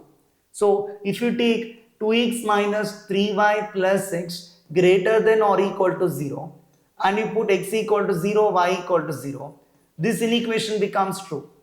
6 is greater than or equal to 0 is true. Correct? 6 is greater than or equal to 0 is true. Therefore, the graph is coming towards origin, satisfied for the option B, not for option A. 2x minus 3y plus 6 less than or equal to 0. There 0, 0 does not satisfy this. Whereas here 0, 0 satisfies. Satisfies means it is coming towards origin. Of course, this line is coming downwards. Correct? And it lies only in the first quadrant because of this non-negative constraints. X greater than or equal to 0 and y greater than or equal to 0. Answer is option B. Quite a simple question on linear programming. Move on to the next one. A and B are events such that P of A is given, P of A by B is given, P of B by A is given. Want to find P of B on conditional probability. Start with P of A by B or start with P of B by A. P of B by A is what? P of B by A is P of B intersection A divided by P of A. P of B by A is P of B given A. P of B given A is equal to 2 by 3. From this, we have the formula P of B intersection A divided by P of A is equal to 2 by 3. P of A is given 1 by 4. Correct? Cross multiply. P of B intersection A is same as P of A intersection B. P of A intersection B is 2 by 3 into P of A. 2 by 3 into P of A is how much? P of A is 1 by 4. This becomes 2 ones are 2 twos are 2 into 3 6 1 by 6. So P of A intersection I got. Now you take P of A by B is equal to half. Now consider P of A by B is equal to half. P of A by B is equal to half. So what do you get from this? P of A intersection B, P of A intersection B divided by P of B is equal to half. So from this, what do we get? P of A intersection B is equal to half into P of B. Half into P of B. P of A intersection B we got 1 by 6. So 1 by 6 is equal to 1 by 2 into P of B. So 2 ones are 2 threes are cancelled. So we get P of B is equal to 1 by 3 from this. P of B is 1 by 3. They asked to find P of B, which is 1 by 3. Option C is answer. Simple question. Board exam level question on conditional probability. Just you must know the formula and substitute, get the answer. Not a difficult question at all.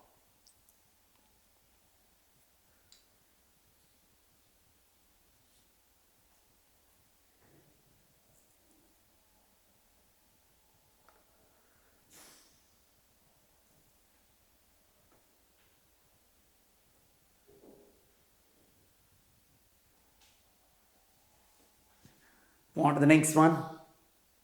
Hope it's clear. Apply the formula P of B by A, P of B intersection A by P of A, cross multiply.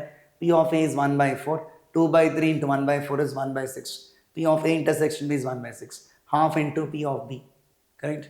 P of B is 1 by 3. P of A intersection B we got, substitute. P of A by B is 1 by 2, cross multiply. Half into P of B, half into P of B. So P of B is 1 by 3. Move on to the next one. Question number 20 we have, again on probability. A bag contains 2n plus 1 coins. It is known that n of these coins have head on both sides. It's a two-headed coin. N coins are two-headed coin. And the remaining n plus 1 coins are fair. Fair coin means the chance of getting head and tail is equal. Probability of getting head is half. Probability of getting tail also half. One coin is selected at random and tossed. If the probability or toss results in heads is 31 by 40, to find the value of n. So there are 2n plus 1 coins. Out of that, n coins are having head on both the faces. That means it's a two-headed coin. A be the event that the coin is two-headed. Coin is two-headed. Means head on both sides. Means head on both sides.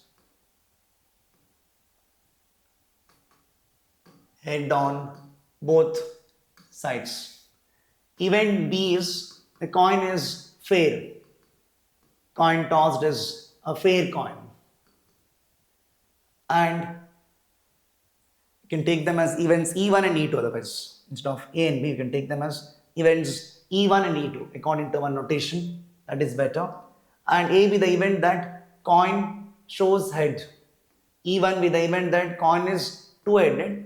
E2 be the event that coin is fair. A be the event that coin results in head. A be the event that coin shows head. Coin shows head. And what is given? N coins are two-headed. That means probability of getting a two-headed coin is number of two-headed coins divided by total number of coins, n by 2n plus 1.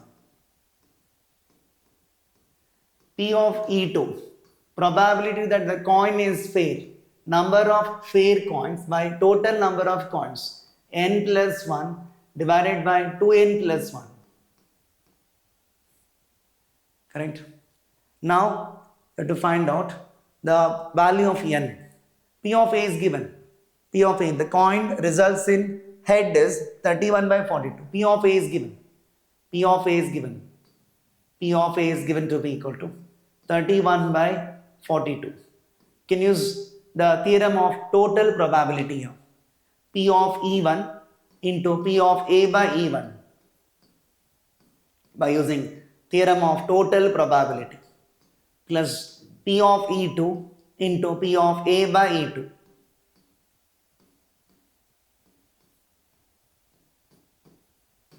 Correct? P of E1 is already we know, n by 2n plus 1.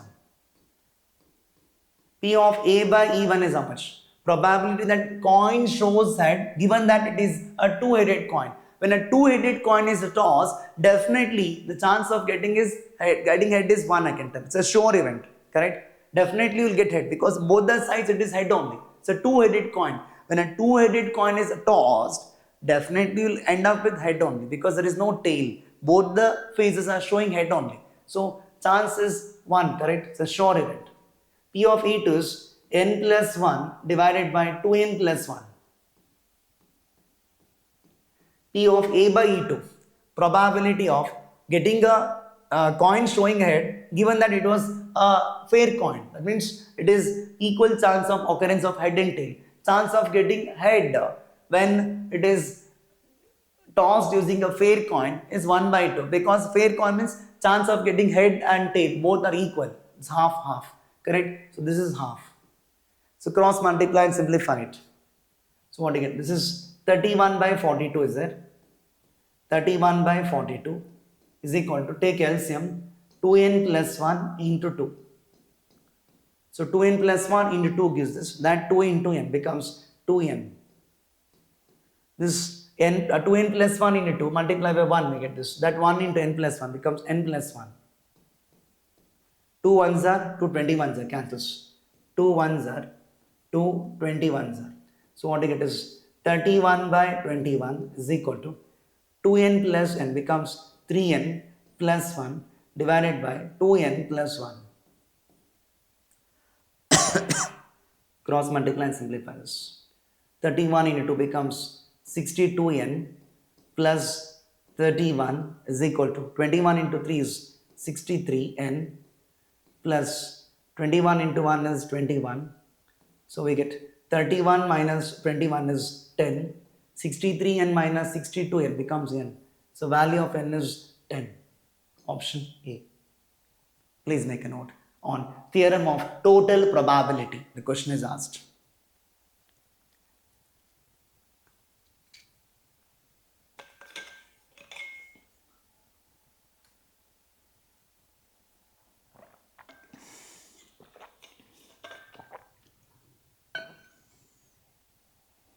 On to the next one.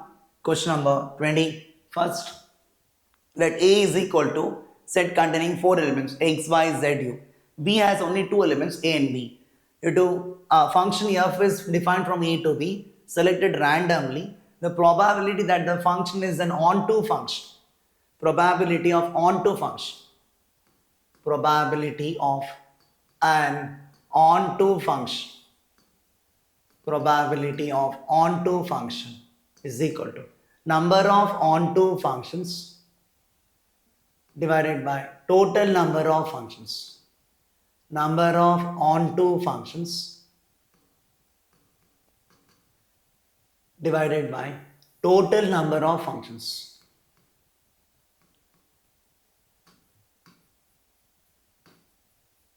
Total number of functions. Number of onto functions. Because set B has only 2 elements, number of onto functions is given by the formula 2 power n minus 2. 2 power n is number of elements in first set, 2 power 4 minus, and total number of functions is n of b power n of a, 2 power 4. 2 power 4. Number of functions formula, number of functions is given by n of b to the power n of a. Number of functions is given by the formula n of b to the power of n of a. Okay. And number of onto functions is given by the formula 2 power n of a minus 2. Because second set has only 2 elements. Number of onto functions is 2 power n of a minus 2. When second set has only 2 elements. Whenever n of b is equal to 2. You must know this. Because second set has only 2 elements. Number of onto functions from a to b is 2 power n of a minus 2. Okay. That is what I use. 16 minus 2. 14 divided by 16, which is 7 by 8. Probability of getting an onto function is 7 by 8. Please make a note of this formulas.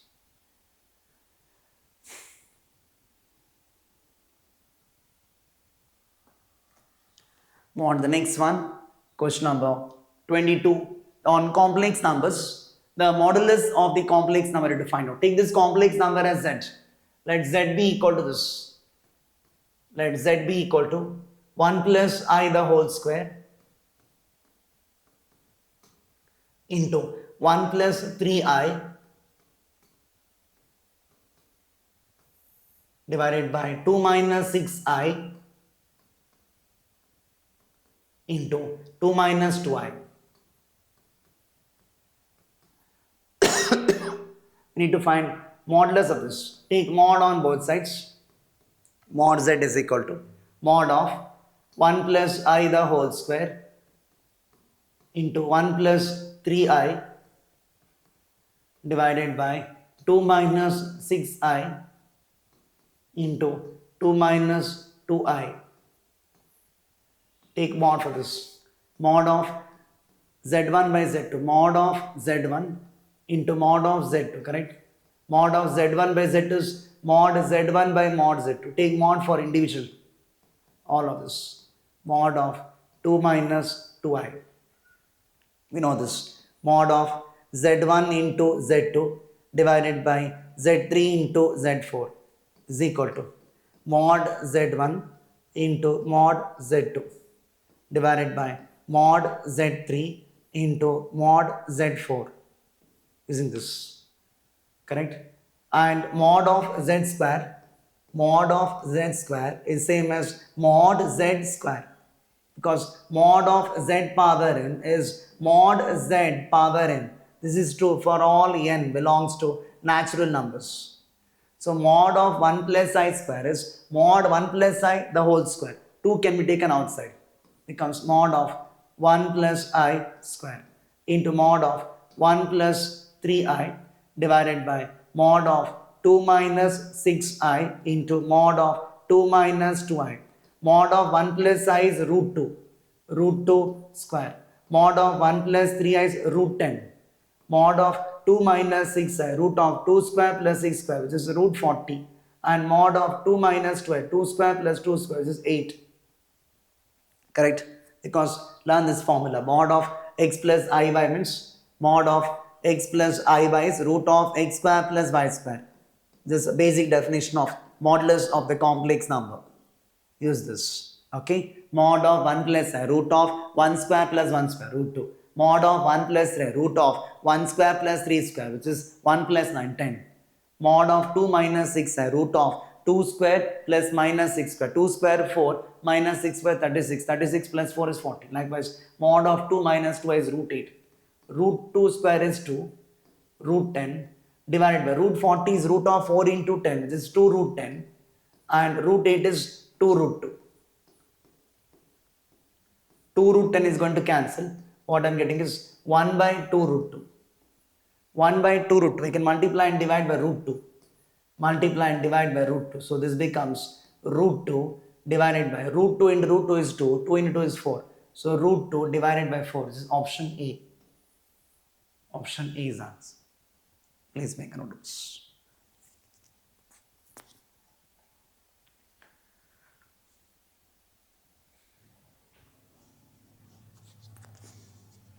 Move on to the next one. Question number 23 on inequalities. It's a very straightforward question. A is less than B and X is less than 0. Given A is less than B, given A is less than B and X is less than 0. That means in all the options you can see A divided by X and B divided by X. Dividing by a negative real number. So when you divide by X, no, this implies A by X.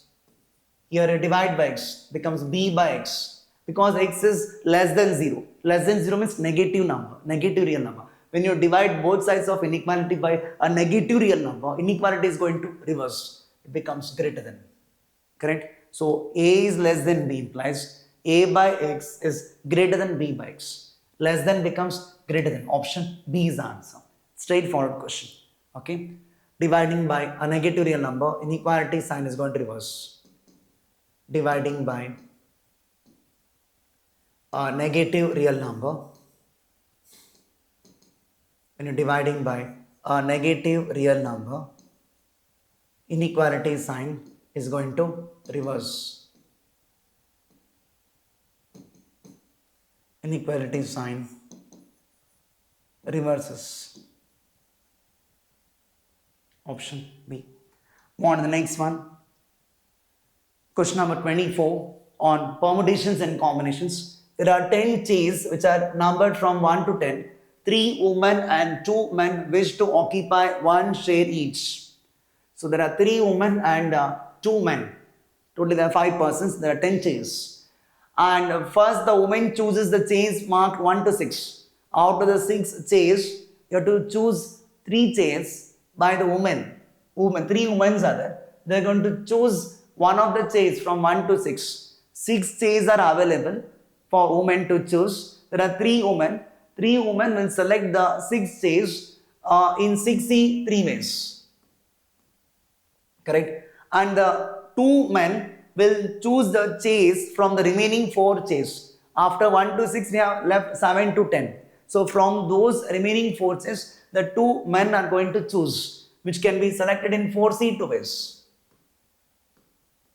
In how many, the number of possible ways is, actually the question should have been asked in a better way. The sentence is not framed properly here. Okay. The total number of possible ways of, means it is selection actually. Selection is 6C3 into 4C2. Also, after selecting, they are going to be arranged. Okay. In that case, you have to multiply in 3 factorial into 2 factorial. In 3 factorial ways, you can rearrange the women, and 2 factorial ways you can arrange the men. So if that is the case, 6C3 into 3 factorial is going to be equal to 6P3, and 4C2 into 2 factorial is going to be 4P2. because NCR into R factorial is NPR, correct? So the question should have been framed in a better way actually, but we can see even combinations and permutations both are there. So more strongly I can tell the number of ways these can be arranged. Number of ways these can be arranged. First you have to select and then arrange. In that case, my answer is going to be 6p3 into 4p2. So question should have been framed in a better way. The sentence should have been given properly and precisely. Okay. So please make a note of this. First you have to select the women. Women will select the 6 Cs. 6 Cs are available for women and 4 Cs are available for men. There are 3 women and 2 men. 3 women will select the 6 Cs in 6C3 ways. And 2 men will select the 4 Cs in 4C2 ways. After selecting, they are to be arranged. That can be done. 3 women can be arranged in 3 factorial ways and 2 men can be arranged in 2 factorial ways. That is what I have given here. Okay. Move on to the next one. Question number 25 we have, which of the following is an empty set? So set of all x belongs to R the given. X square equal to x plus 2 if we solve. X square is equal to x plus 2. From this quadratic equation, x square minus x minus 2 equal to 0. Factorize this, what you get is x minus 2 into x plus 1 equal to 0, which gives x is equal to 2 or x is equal to minus 1. So this is not an empty set, correct? Minus 1 square, 1, 1 minus 1 plus 2 is 1. 2 square is 4, correct? 2 plus 2 is 4, satisfies. 2 and minus 1, this is not an empty set. X square minus 1 equal to 0, it is not an empty set. X square minus 1 equal to 0 means x square is equal to 1. X square is equal to 1 means x is equal to plus or minus 1. Even this is not an empty set. Go to option C. X square plus 1 equal to 0. X square plus 1 equal to 0 means second x square is equal to minus 1, which is x is equal to plus or minus root of minus 1, which is not a real number. Correct? It's not a real number. So option C is empty set. Even x square minus 9 equal to 0 gives x equal to plus or minus 3. X square minus 9 equal to 0 gives x square is equal to 9, which gives x is equal to plus or minus 3. It is not an empty set. So empty set is option C on sets. Question asked on sets. Very simple question. Okay. This is of option A I verified. This is option B. This is option C I verified. This is of option D. So option C you can see it is an empty set because root of minus 1 is not a real number. We can't solve this equation in real numbers. Solution is empty here. So empty set. Set which contains no element is called as empty set. Move on to the next one. Question number 26. On functions, f of x is given as ax plus b. A and b are integers. So f of minus 1 and f of 3 is given. We want to find the values of a and b. F of x is ax plus b. F of x is ax plus b. F of minus 1. F of minus 1 is a into minus 1 plus b. F of minus 1 is given to be equal to minus 5. Minus 5 is equal to minus a plus b. Equation 1. Also the given f of 3 equal to 3. So put x equal to 3 is f of 3 is what? F of 3 is equal to a into 3 plus b. F of 3 is equal to 3. 3 is equal to 3a plus b. Equation 2. Solve equations 1 and 2. Correct? From equations 1 and 2 we can find the values of a and b. Equation 2 minus equation 1 gives equation 2 minus equation 1.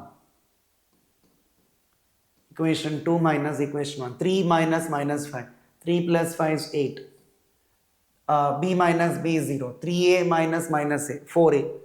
4a is equal to 8. Implies a is equal to 2. Put a is equal to 2 in one of the equations. Board exam level question. This is put a is equal to 2 in 3 is equal to 3a plus b. What do you get?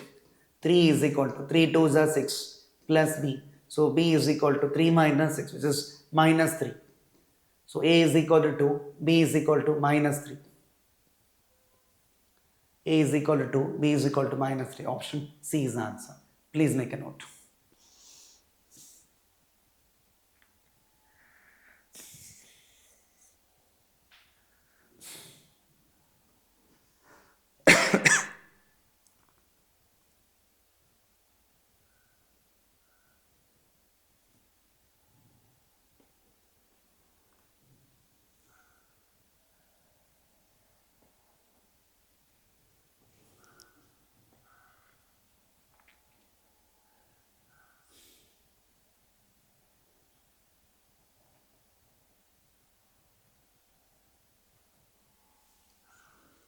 Move on to the next one. Question number 27 on trigonometric functions we have. The value of e power log tan 1 degree to the base 10. Log plus log to the base 10 of tan 2 degree. If we simplify this, what do you get? E power. You can use property of log here. Sum of the log is log of the product. You know log a plus log b is log of ab, correct? Log a plus log b is equal to log of ab. So what do you get? Log to the base 10 of tan 1 degree plus log to the base 10 of tan 2 degree plus log to the base 10 of tan 89 degree. This is simplifies the power you take. What is given in the power? That is sum of the log. Sum of the log is log of the product. Log to the base 10. Log to the base 10 of tan 1 degree, tan 2 degree, tan 89 degree. Correct? Simplifying this. So the given expression becomes e power. The given expression, all right, GE. The given expression becomes e power log to the base 10 of tan 1 degree, tan 2 degree, etc., tan 89 degree. This is a familiar problem actually. Tan 1 degree, tan 2 degree, tan 3 degree, etc., tan 89 degree. If you consider this product, no, tan 1 into tan 89 is 1. Because tan 89 is cot 1. If you consider this, tan 1 degree, the first and last, put in one bracket, tan 1 degree into tan 89 degree in one bracket. Next, second and second last, tan 2 degree into tan 88 degree.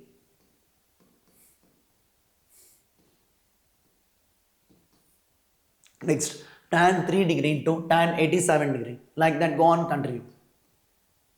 Tan 3 degree into tan 87 degree. Like this goes on. We have tan 44 degree into tan 46 degree.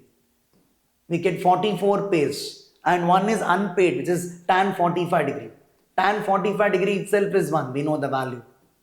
Tan 45 degree itself is 1. And tan 89 is cot 1. Tan of 90 minus theta is cot theta. See, tan 89 degrees, tan 89 degree is tan of 90 minus 1. Using the concept of allied angles. Tan of 90 minus 1, which is cot 1 degree. Same way, tan 88 degree is equal to tan of 90 minus 2. Tan of 90 minus 2, which is equal to cot 2. Tan 87 is cot 3. Tan 87 degree is tan of 90 minus 3, which is equal to cot 3. Correct? So, tan 89 is nothing but cot 1. Tan 88 is cot 2. Tan 87 is cot 3. Tan 46 is cot 44. We know tan theta into cot theta is 1. Tan theta into cot theta is 1. Correct? So tan into cot, product of these two is 1. Tan 1 into cot 1 is 1 because tan and cot are reciprocals. Tan is 1 by cot. Correct? Tan 2 into cot 2 is 1. Tan 3 into cot 3 is 1. Like that, go on, continue. Tan 44 degree into cot 44 degree is 1. Tan 45 degree itself is 1. So we get 1 into 1 into 1 into all the terms are 1 here. So this becomes 1. So this becomes e power log to the base 10 of this product is 1 and log 1 is 0, e power 0 is 1. So required answer is 1, option E. In other words, if sum of the two angles is 90 degree, then tan A into tan B is 1. You must know that. If A plus B is 90 degree, tan A into tan B is 1. Orally we can answer all these things. I am doing all the steps in detail, okay, to make you understand. If A plus B is 90 degree, tan A into tan B is 1. Tan 1 into tan 89 is 1, directly correct. Tan 2 into tan 88 is 1. Tan 3 into tan 87 is 1. Tan 44 into tan 46 1. Tan 45 degree itself is 1. Correct? Product of tan A in tan B is 1 whenever A plus B is 90 degree. 1 plus 89 is 90. 2 plus 88 is 90. 3 plus 87 is 90. 44 plus 46 is 90. Correct? If sum of the two angles is 90 degree, tan A into tan B is 1. Even cot A into cot B is 1. You can note down these results. If I want, note down these results. If A plus B is 90 degree, if A plus B is 90 degree, of course A and B are acute angles. If A plus B is equal to 90 degree, then tan A into tan B is 1. Tan A into tan B is equal to 1. Even cot A into cot B is equal to 1. Note down this important results.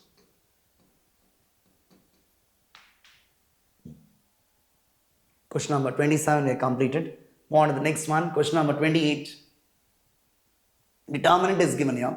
And there is a small error in this question actually, the faulty question actually. Instead of sine square 14 degree, sine square 14 degree should have been sine square 24 degree. Okay.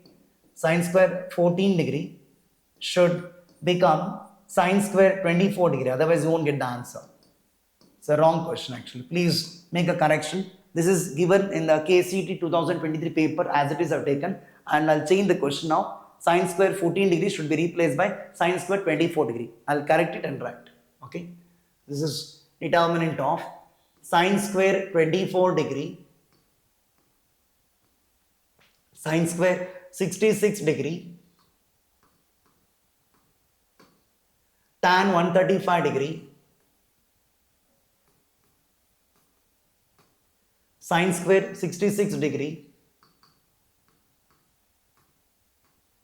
tan 135 degree, tan 135 degree we know it's minus 1, tan of 90 plus 45 minus cot 45, sine square 24 degree, tan 135 degree, sine square 24 degree, sine square 66 degree. Tan 135 degree is minus 1. Please note down. Tan 135 degree is tan of 180 minus 45 or tan of 90 plus 45. Both one in the same. Tan of 180 minus 45, which is minus tan 45 degree, is equal to minus 1.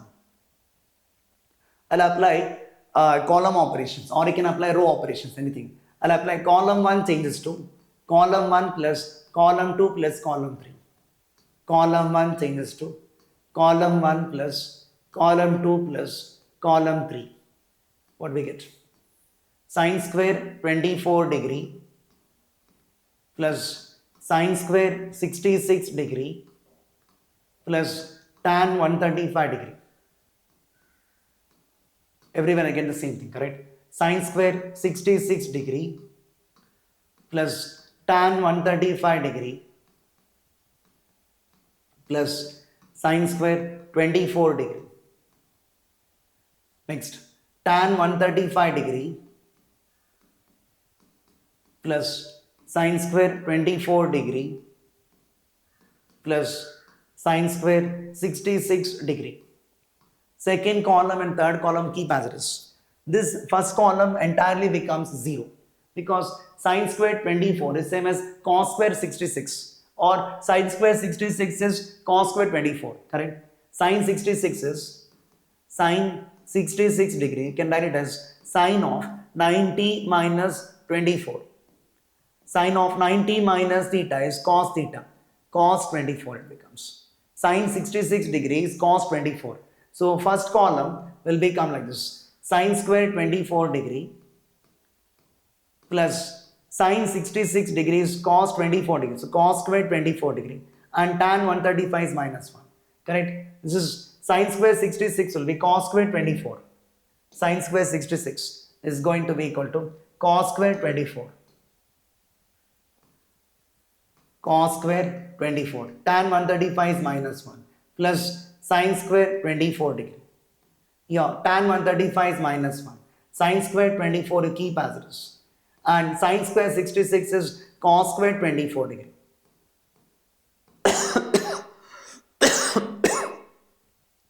Second column and third column you keep as it is.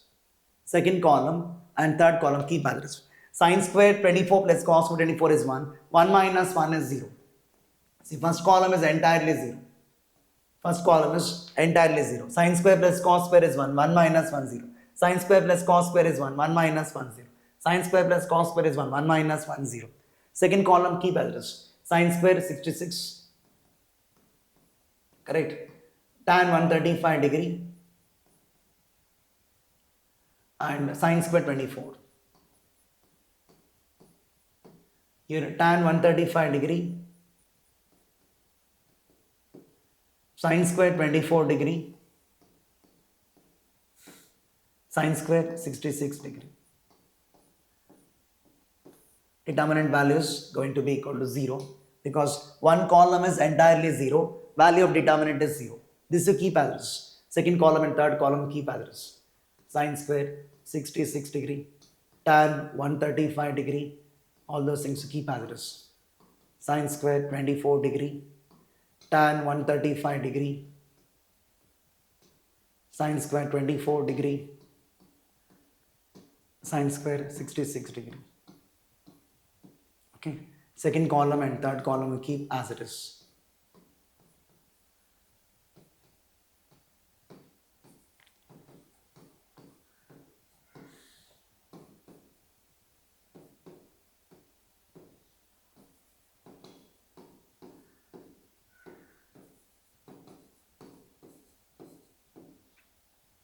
On to the next one. Question number 29. The distance between the foci of hyperbola is 16 and eccentricity is root 2. Find the equation of hyperbola. So, eccentricity is given to be equal to root 2. Whenever E is equal to root 2, the hyperbola is the rectangular hyperbola. Okay. It's also the equilateral hyperbola. Rectangular hyperbola. Or it's an equilateral hyperbola it is called. For equilateral hyperbola we know that A is equal to B. Equilateral hyperbola. Because E is equal to root 2. Because E is equal to root 2 implies A is equal to B. Therefore equation of hyperbola H will be in the form of x square minus y square is equal to A square. Or it can be y square minus x square is equal to A square. You must know this. The hyperbola can take this form or this form. Because E is equal to root 2, eccentricity is root 2 satisfied for A is equal to B. Such a hyperbola is called as equilateral hyperbola or rectangular hyperbola. Okay. So in that case, we have the equations in this form. They are not mentioned that the foci lies on x-axis or y-axis. If they mention that foci lies on x-axis, then it takes this form. The foci lies on y-axis, it takes this form. Correct? So now eccentricity is root 2. Distance between the foci is given 16. Distance between the foci is what? Formula. Distance between the foci is given to be equal to 16, which is 2 times root of a square plus b square. And a is equal to b, no? So we get root of a square plus b square is equal to 8. So we get a square plus b square is equal to 64. Correct? A is equal to b. So a square plus a square. 2a square is equal to 64. So a square is equal to 32 I am getting. So this equation becomes x square minus y square is equal to 32. Because 2a square is 64 I got. 2a square is 64 implies I can write a square is equal to 32. Correct? X square minus y square is 32 or y square minus x square is equal to 32. Both are correct actually, because they're not mentioned that foci lies on x-axis or y-axis. It can be the first form or second form, both first or second option, both are true. Please make a note on conic section.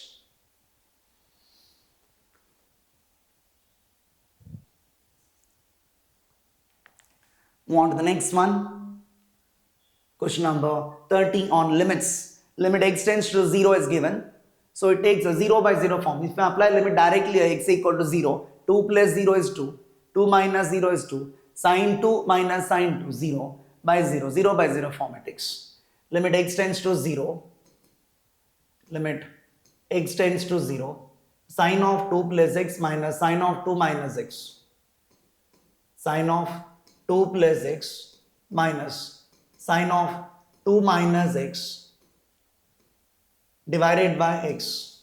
If I apply limit directly, it takes 0 by 0 form. 0 by 0 form. So apply L'Hopital's rule. Apply LH rule, right? LH rule says differentiate numerator and denominator separately. What do you get? Limit x tends to 0. Derivative of sine is cos. Derivative of sine of 2 plus x. Cos of 2 plus x into derivative of 2 plus x, which is 1, minus derivative of sine is cos. Cos of 2 minus x into derivative of 2 minus x, which is minus 1, divided by differentiate denominator, that is derivative of x1. Apply limit x equal to 0. This is cos of 2 plus 0. Minus into minus plus cos of 2 minus 0.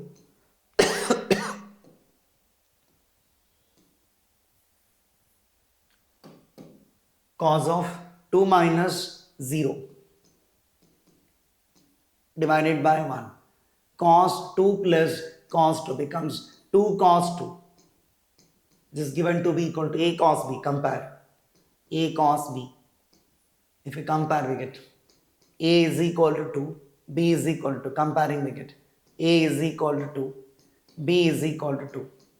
A is 2, b is 2, option B. Very simple question on L'Hopital's rule. Differentiate numerator and denominator separately because it takes 0 by 0 form. L'Hopital's rule is applicable for 0 by 0 form as well as infinity by infinity form, only for those cases.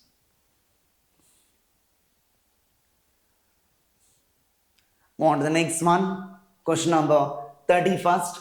If n is even, the question on binomial theorem, middle term in the expansion is given to be equal to 924 x power 6. Want to find the value of n. So n is even number. Say n is 10. If the power is 10, there will be 11 terms in the expansion. If 11 terms are there, 6th term is the middle term. Correct? If there are 11 terms in the expansion, 5 and 5 separate. 6th one is going to the middle term. So if n is even, the middle term is given by t suffix n by 2 plus 1. Since n is even, since the power n is even, since n is even, the middle term is given by,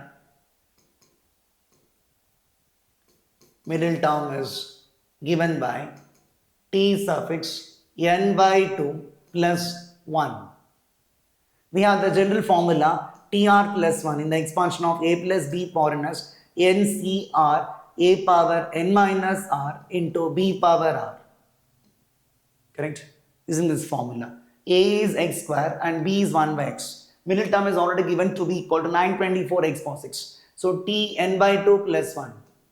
T n by 2 plus 1 is equal to, in place of r we got n by 2. So n c n by 2. N c n by 2. A how much? A is x square. A is x square to the power n minus n by 2. Correct? n is n only, r is n by 2. In place of r, I have taken n by 2. Compare t r plus 1, t n by 2 plus 1. So r is n by 2. A is x square and compare this with a plus b power n. So a is x square and b is 1 by x. B is 1 by x to the power r. R is n by 2. Middle term is already given to be equal to 924 x power 6. Substitute 924 x power 6 is equal to n c n by 2. This is x square to the power n minus n by 2 is n by 2. 1 to the power n by 2 is 1. This is x power n by 2. This is n c n by 2. Here powers gets multiplied. 2 into n by 2 is n. X power n by x power n by 2. X power n divided by x power n by 2. That becomes n c n by 2. X power n by x power n by 2 is x power n minus n by 2, which is n by 2. Correct? Dividing means subtract the powers because bases are same. So this you compare with 924 x power 6. The power of x is 6 here. Here power of x n by 2. So powers should be same because bases are same. If you equate the powers of x, what I get? 6 equal to n by 2. Equating the powers of x. Equating the powers of x on LHS and RHS, we get 6 equal to n by 2, so that n is equal to 12. Equating the powers of x. Equating the powers of x, we get n by 2 equal to 6. N by 2 is equal to 6 implies n is equal to 12. Of course, if you find 12c 12 by 2, 12c6 will come to 924. In fact, 12c6 for n is equal to 12, nc n by 2 if you calculate, which is 12c 12 by 2, which comes to 924, which is satisfied for n is equal to 12. So n is equal to 12 is the answer. Option D is the answer. Please make a note, a question on binomial theorem.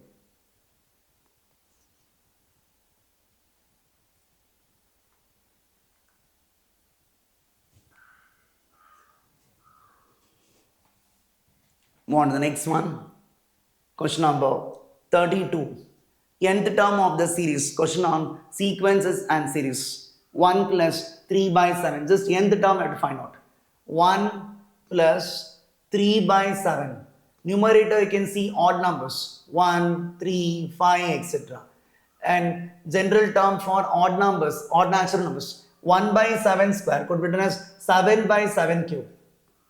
Multiply by 7 for numerator and denominator. 1 by 7 square. What I do is multiply by 7 for numerator and denominator and write like this. I have to find nth term. Nth term is going to be equal to, for 1, 3, 5, 7 odd numbers, for odd natural numbers, we know nth term is 2n minus 1. 2n minus 1. Correct? If you put n is equal to 1, 2 into 1, 2 minus 1, 1. Put n is equal to 2. 2 2s are 4 minus 1, 3. Correct? So, odd number is represented by 2n minus 1. And denominator is what? 1 by 1 it is. 7 power 0, 7 power 1, 7 power 2, 7 power 3, etc. So, 7 power n minus 1 I can write. Correct? If you put n is equal to 1, I get 7 power 0, which is 1. Put n is equal to 2, I get 7 power 1, 7. N equal to 3, I get 7 square. N equal to 4, I get 7 cube. So, 2n minus 1 divided by 7 power n minus 1, which is option B. Very simple question asked on finding nth term of a series. Move on to the next one. Again, another question is on sequences in series. Here the question is on AP here. 3 terms are in AP. You have to find P, Q, R are in what? Given terms are P into 1 by Q plus 1 by R. P into 1 by Q plus 1 by R, comma, Q into 1 by R plus 1 by P, comma, R into 1 by P plus 1 by Q are in AP, they told, are given to be in arithmetic progression, AP. What I'll do is I'll simplify this. P into, take LCM, QR. So here I get Q plus R or R plus Q, both one and the same. q into, here LCM is PR, here it is R plus P, here R into, LCM is PQ, here again P plus Q. The terms are in AP only, are in AP. Now next I'll add one for each of this, add one for all, because I want to create PQR from this. I'm trying to construct or create PQR from this, adding some terms, adding a constant one for all the terms. The numbers will remain in AP only, so I can multiply this numerator PQ plus PR divided by QR plus 1, QR plus PQ divided by PR plus 1. Here PR plus QR divided by PQ plus 1. Adding 1 for all. R in AP only. R in AP. Adding a constant for all the terms. The terms will remain in AP only. Doesn't change. So I can take LCM as QR here. So what do you get? PQ plus PR plus QR. PQ plus PR plus QR. Correct? PQ plus PR plus QR. Here also take LCM. PR. What I get? QR plus PQ plus PR. Here PR plus QR plus PQ divided by PQ. These terms are in AP only. Now I'll multiply by 1 by PQ plus QR plus RP. It remains in AP, or same as dividing by this terms in the numerator. If you divide the entire things by PQ plus PR plus QR, it remains in AP only. Implies, you can write implies everywhere. What I can write from this? 1 by QR, comma 1 by PR, comma 1 by PQ are in AP. Now multiply by PQR throughout. It remains in AP only. If you multiply by PQR, I get P, here Q, R. R in AP only. Got by multiplying by PQR throughout.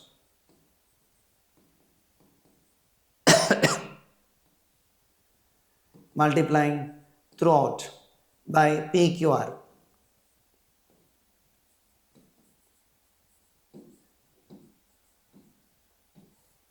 Multiply throughout by PQR, I get this. So PQR are in arithmetic progression itself. Answer is option D. Please make a note.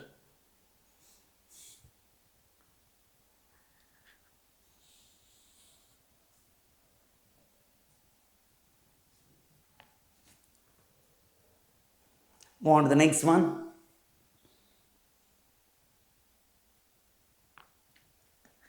A line passes through the point 2, 2 and is perpendicular to this line. Find its y-intercept. Line is passing through the point 2, 2 and it is perpendicular to this line. Line is passing through the point 2, 2 and it is perpendicular to this line. 3x plus y equal to 3. 3x plus y is equal to 3. Define the equation of this line and its y-intercept is required. So slope of this line you find out. Slope of the line 3x plus y equal to 3 is how much? Slope of 3x plus y is equal to 3 is minus, how to find slope? Minus coefficient of x by coefficient of y. Slope is minus 3 by 1, which is minus 3. Slope of this line is minus 3. Slope of the perpendicular is 1 by 3. Slope of the perpendicular is negative reciprocal. Correct? Two lines are perpendicular means it satisfies m1, m2 equal to minus 1. So negative reciprocal. So equation of the required line is equation of the required line is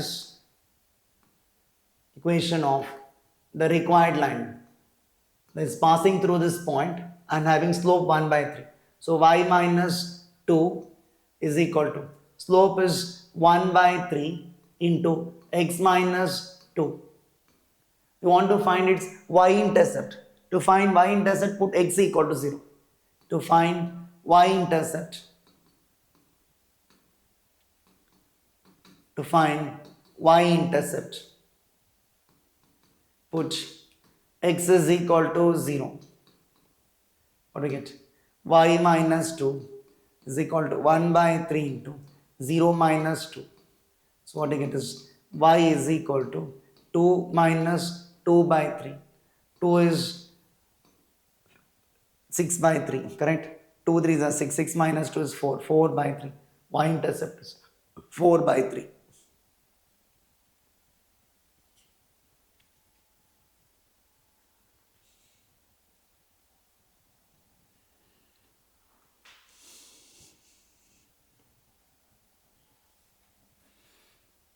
Hope it's clear. Question asked on straight line.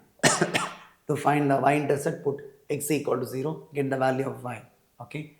The slope of the given line is minus 3. Slope of the perpendicular line is negative reciprocal. So that slope of the perpendicular is 1 by 3. Line is passing through the point 2 comma 2. So using y minus y naught equal to slope into x minus x naught. To get the y-intercept, put x equal to 0. So y is equal to 2 plus 2 minus 1 by 3. 2 minus 2 by 3, correct? Minus 2, take that side. X equal to 0, put 2 minus 2 by 3 is 4 by 3. Move on to the next one. Let the relation R, question on relations, satisfying this. A is related to B if 3A plus 2B equal 27. Relation is defined on natural numbers. So we can start with putting A is equal to 1. Define which is the ordered pair satisfying. Which are the elements present in the relation R. So 3A plus 2B is equal to 27. 3A plus 2B is equal to 27. A and B both should be natural numbers because relation R is defined in set of natural numbers. So if you take A is equal to 1, find out B is equal to how much? Correct? So if for A is equal to 1, for A is equal to 1, we get 3 into 1, 3 plus 2B is equal to 27. So what we get is 2B is equal to 24. So B is equal to 12. B is equal to 12. So 1 comma 12 is ordered pair. It can't be plus 0 comma 27 because 0 is not a natural number. Correct? That is ruled out. So 1 comma 12 is found in option B and option D. Next, for A is equal to 2, what happens? For A is equal to 2. This equation becomes 3 into 2, 6. 6 plus 2B is equal to 27. So 2B is equal to how much? 27 minus 6. 27 minus 6 is 21. So B is equal to 21 divided by 2. It's not a natural number. 21 by 2 is not a natural number. So we can't take that. For A equal to 3. For A equal to 3, this becomes 3 into 3, 9. 9 plus 2B is equal to 27. So 2B is equal to 18. 2B is equal to 18. So B is equal to 9. This belongs to the natural number. 3 comma 9 is there. Correct? 12 is a natural number. You can see 1 comma 12. Correct? 3 comma 9. 5 comma 6. 9 comma 0 is not possible. Correct? So answer should be option B itself. 1 comma 12 is there. 3 comma 9 is there. If you take A equal to 4, B won't be a natural number. If you take A is equal to 5, I'll get B as a natural number. I'll directly jump to A is equal to 5. For A is equal to 5, 3 into 5 is 15. 15 plus 2B is equal to 27. So 2B is equal to 12. So that B is equal to 6. 5 comma 6. 5 comma 6 is found. A equal to 6, if you take B won't be a natural number. So I'll leave that case. For A equal to 7 and take. For A equal to 7, this becomes 3 into 7, that is 21. 21 plus 2B is equal to 27. So 2B is equal to 6. So B is equal to 3. So we can see the ordered pair 1 comma 12, 3 comma 9, 5 comma 6, 7 comma 3 is found in option B.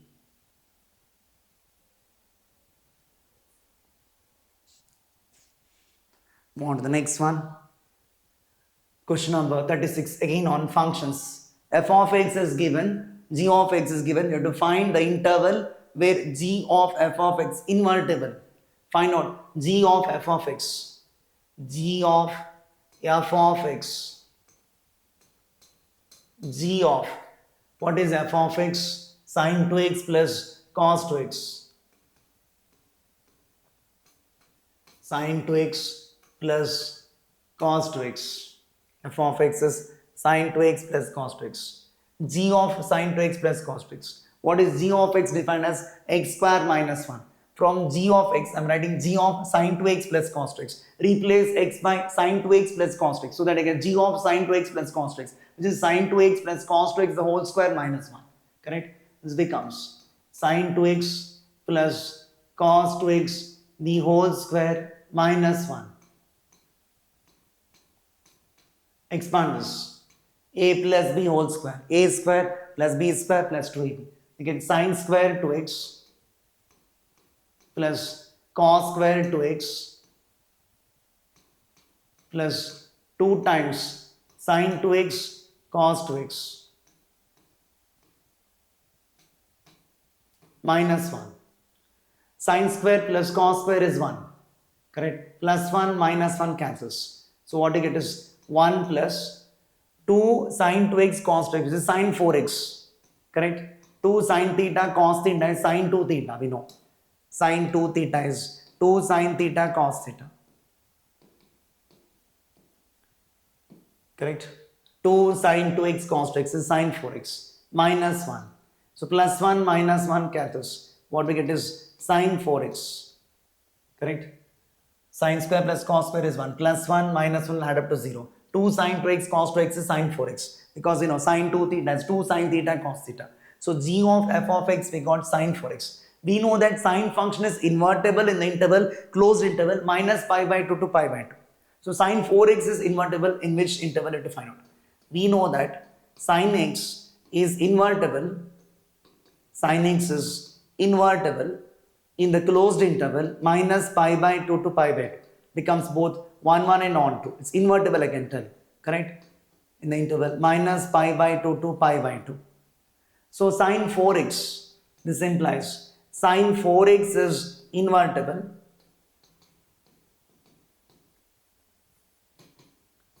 for 4x belonging to the interval minus pi by 2 to pi by 2. 4x should belong to this interval minus pi by 2 to pi by 2. So x belonging to the interval minus pi by 8 comma pi by 8. So x should belong to this interval minus pi by 2 pi by 2. Therefore sin 4x will be interval in that interval. That's the required domain. So mixing of composition of functions with invertible function. Okay, invertible in which interval? Move on to the next one. Question number 37. This is also deleted. Okay, the contrapositive of the statement. A statement is given P implies Q. The statement is P implies Q. Contrapositive is given by statement is P implies Q. Contrapositive.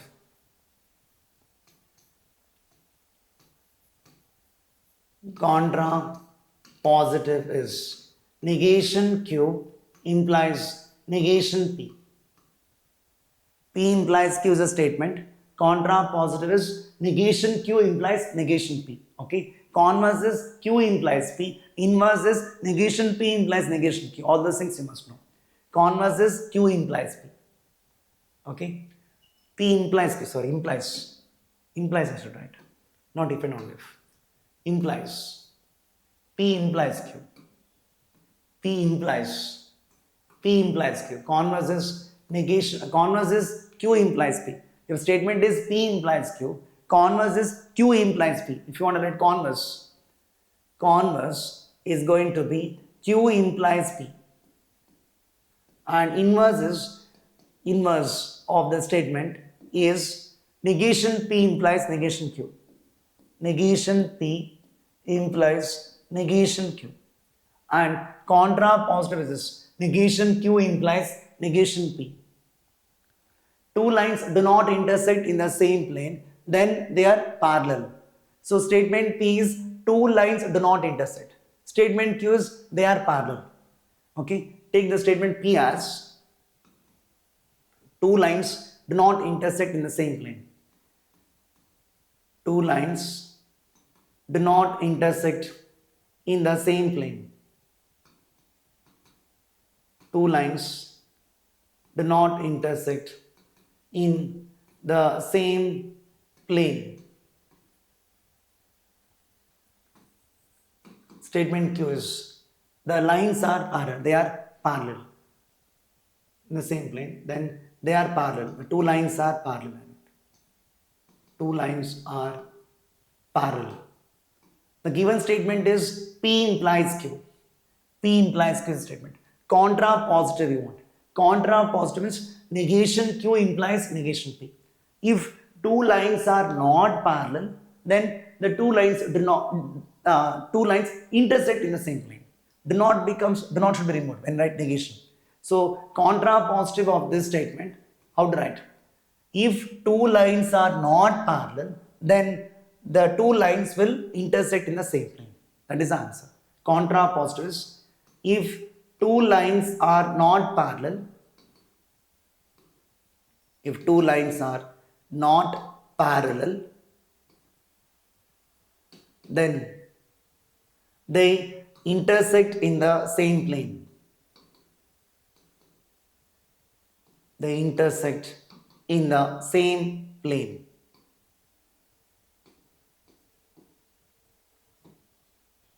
So which is the answer? If two lines are parallel, this is not the answer. Two lines are parallel, this is not the answer. Two lines are not parallel is found in option B and option D, which is correct to see. If two lines are not parallel, then they intersect in the same plane. Here, they do not intersect in the same plane. This is not the answer. Option B is the answer. Please make a note of finding contra positive of a statement. Even though it's deleted, it's better to learn for the sake of knowledge. Converse, inverse, and contra positive.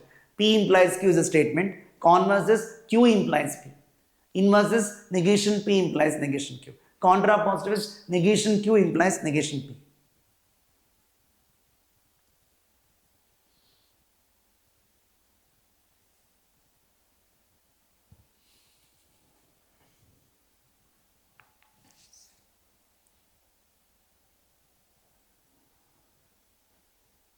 Move on to the next one.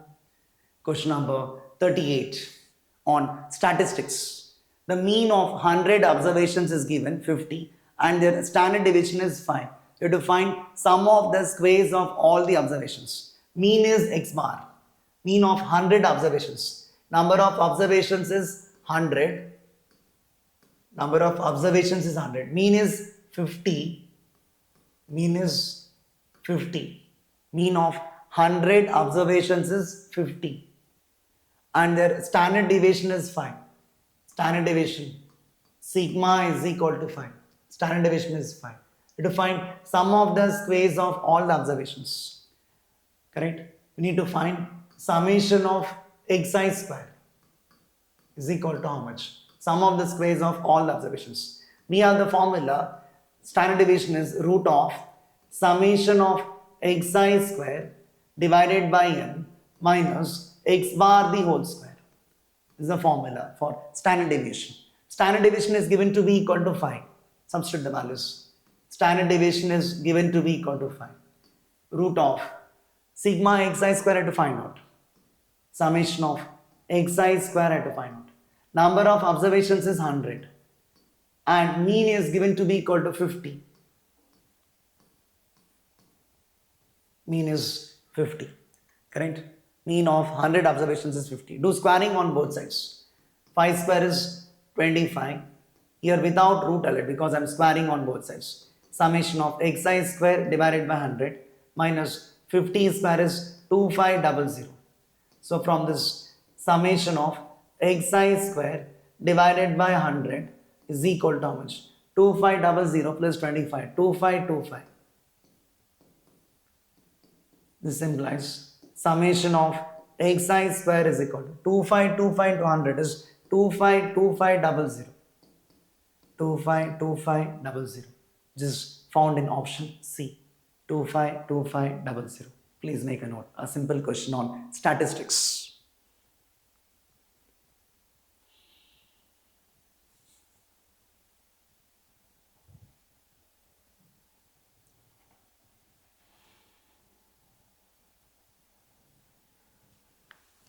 Move on to the next one.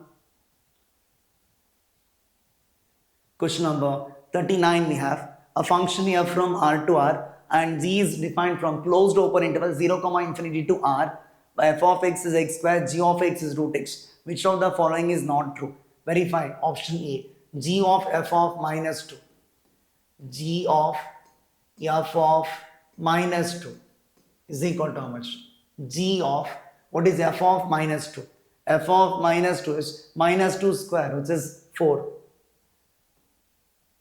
G of 4. G of x is root x. So G of 4 is root 4. Root 4 is equal to 2. So option A is correct. They are asking which of them is not correct. Option B, verify. G of f of 4. G of f of 4 is equal to G of, what is f of 4? F of 4 is 4 square. 4 square is 16. And G of 16. G of 16 is root of 16. Root of 16 is 4. That is also true. Option C, verify.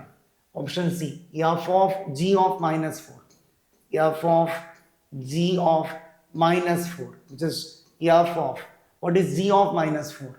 G of minus 4 is root of minus 4. Root of minus 4 is not defined. Does not exist. Does not exist. So it can't be equal to 4. Correct? Option C is not true. Which is not true? Option C. If you want, you can verify option D. Option D is f of g of 2. F of g of 2 is going to be equal to f of, what is g of 2? G of 2 is root 2. And f of root 2. F of x is x square. F of root 2 square. Root 2 square is equal to 2. It is true. Which is not true is option C. Please make a note. Okay. Move on to the next one. Question number 40. Again on functions. Given f from R to R defined by f of x is 3x square minus 5. G from R to R defined by this. Want to find G composition f. G of f. G composition f. G O f is G of f of x. Which is G of, what is f of x? 3x square minus 5. 3x square minus 5. f of x substitute 3x square minus 5. Now g of x is defined as x by x square plus 1. Want to find g of 3x square minus 5. So in place of x you put 3x square minus 5. In place of x you write 3x square minus 5. So what I get? 3x square minus 5. 3x square minus 5 divided by 3x square minus 5 the whole square plus 1.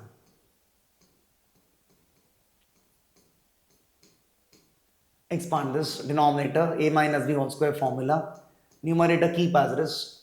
Denominator a minus b whole square. A square 9x power 4 plus 25 minus 2ab. 2 into 3 6. 6 into 5 is 30. 30x square plus 1. So what do you get? This is equal to 3x square minus 5 divided by 9x power 4 minus 30x square, 25 plus 1, 26. So we get 3x square minus 5 divided by 9x power 4 minus 30x square plus 26. This is option B. Correct? 3x square minus 5 divided by 9x power 4 minus 30x square plus 26. Option B is the answer.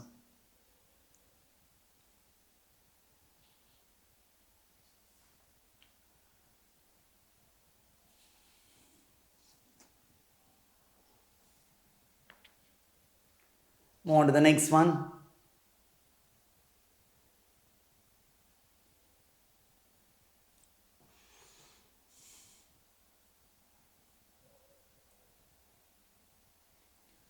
Question on matrix. Given that matrix A is a singular matrix. Singular matrix means matrix whose determinant value is 0. Correct? A square matrix A is said to be singular if its determinant value is equal to 0.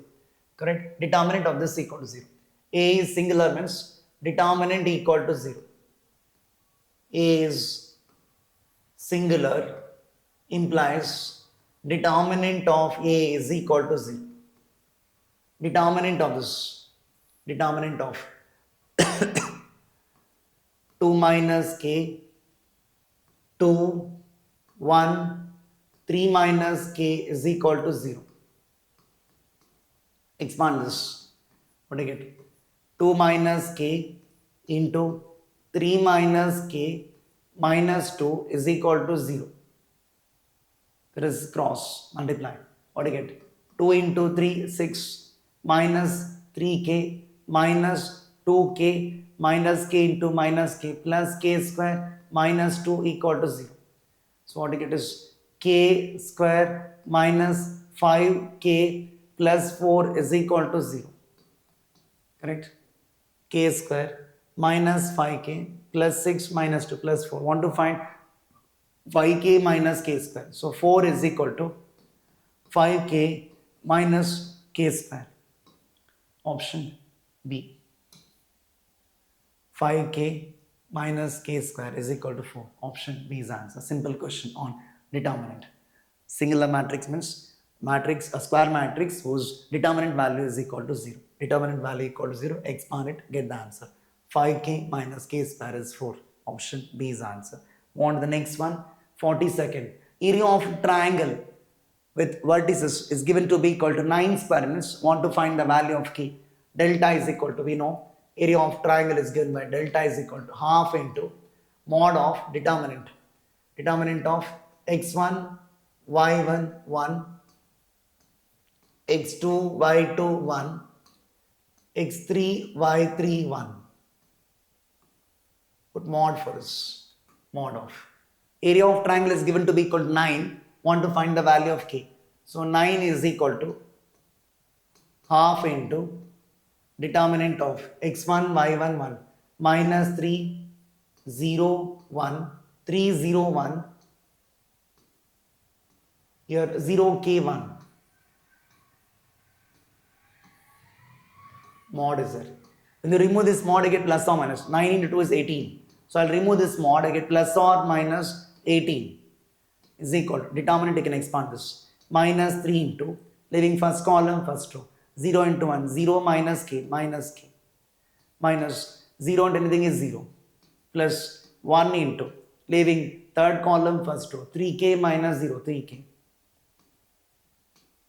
So what do you get? Plus or minus 18 is equal to, minus into minus, plus 3k, 3k plus 3k, 6k. So k is plus or minus 3. K is either plus 3 or minus 3. K equal to 3 is found in option A. Very simple question on determinant. This is half, okay. Mod of determinant. Expand it and get the answer.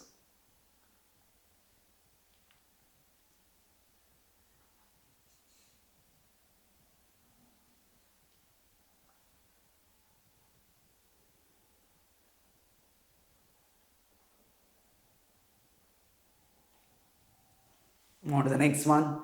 Question number 43. Delta is given like this. Determinant of 1a square, 1b square, 1c square.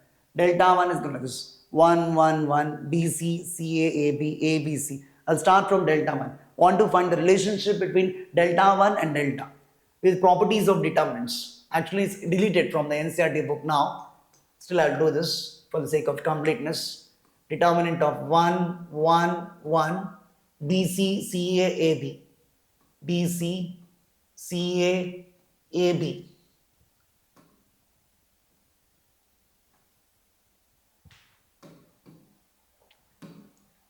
BC, CA, AB, ABC. To get the relationship between delta 1 and delta, what we'll do is, I'll multiply and divide by ABC for this and use the properties of determinant. Properties of determinant. Multiply and divide by ABC.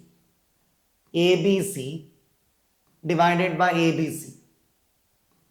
determinant of 1, 1, 1, BC, CA, AB, ABC.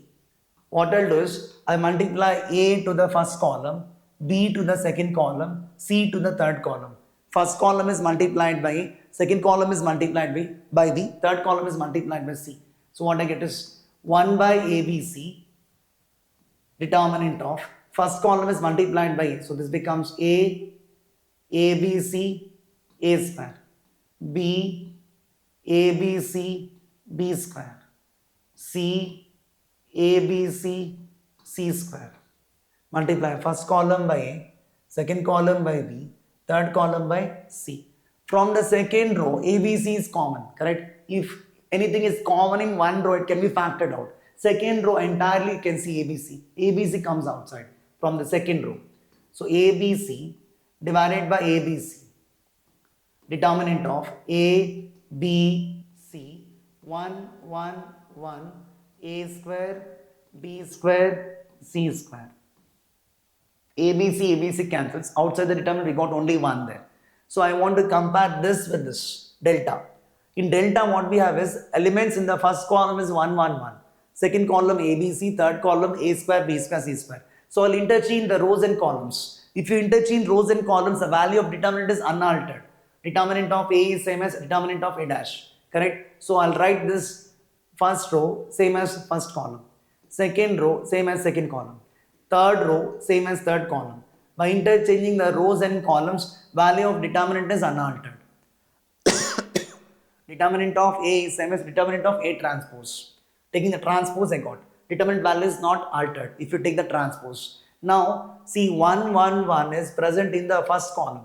Here it is present in second column. So interchange the first and second column. If you interchange the second and first column, I get a negative sign. Second column elements are written in the first column and the first column elements are written in the second column. So we get a negative sign. Interchange of C1 and C2. This is C1 interchange C2. We get a negative sign. So this and this we compare. Are they same? 1, 1, 1, first column. Second column A, B, C. Third column A square, B square, C square. This is equal to minus delta. So started from delta 1 ending with minus delta. So relationship is delta 1 is equal to minus delta. And there is another possibility. I can also tell delta 1 is not equal to delta. Because delta 1 is minus delta means delta 1 and delta they are not equal. Correct? Even this can be chosen as the right answer. They should not give not given this. Should not given this. They should have given delta 1 is equal to delta is already given option B. They could have given delta 1 is equal to half delta, something like that. Some other option that are given. Anyway, this also can be taken. If delta 1 is minus delta, that is what I proved. That means delta 1 and delta they are not equal. Even this can be chosen as the right answer, right? So thinking in a different way is possible.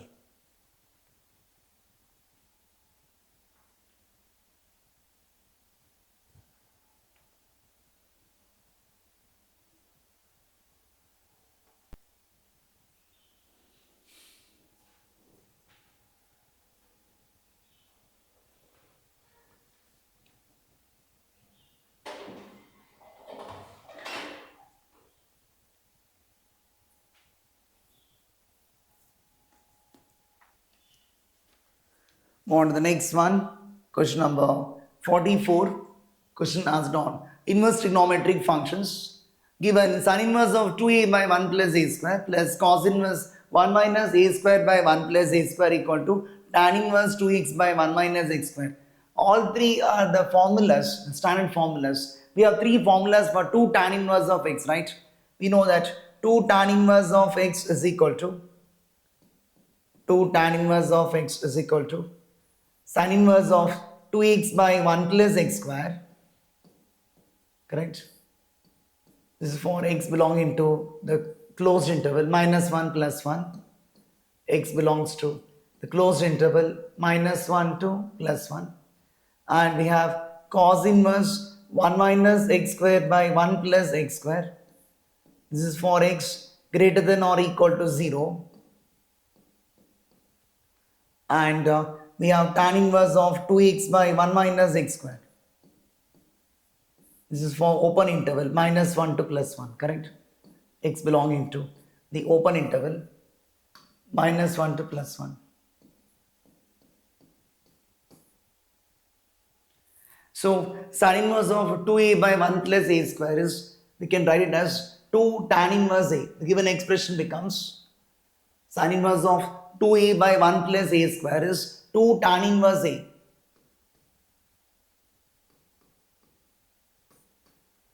Cos inverse 1 minus a square by 1 plus a square is also 2 tan inverse a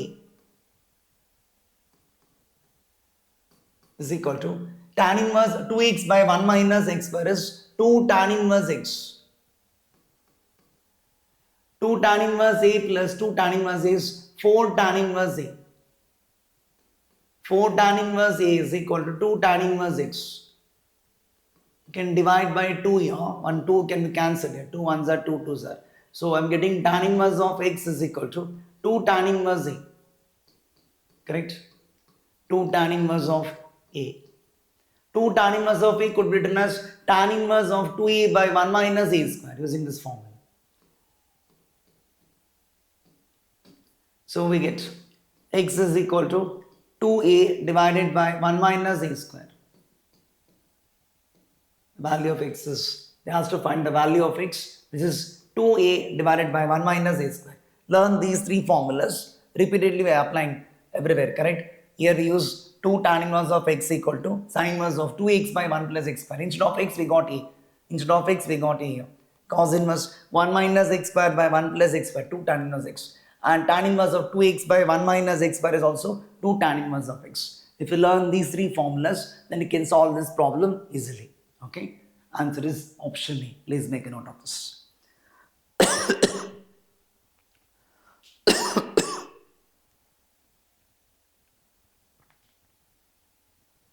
Move on to the next one. 45. Given cot inverse of root 1 plus sin x, root 1 minus sin x plus root 1 plus sin x by root 1 minus sin x minus root 1 plus sin x. X belongs to 0 to pi by 4. So in the interval 0 to pi by 4, we can simplify this.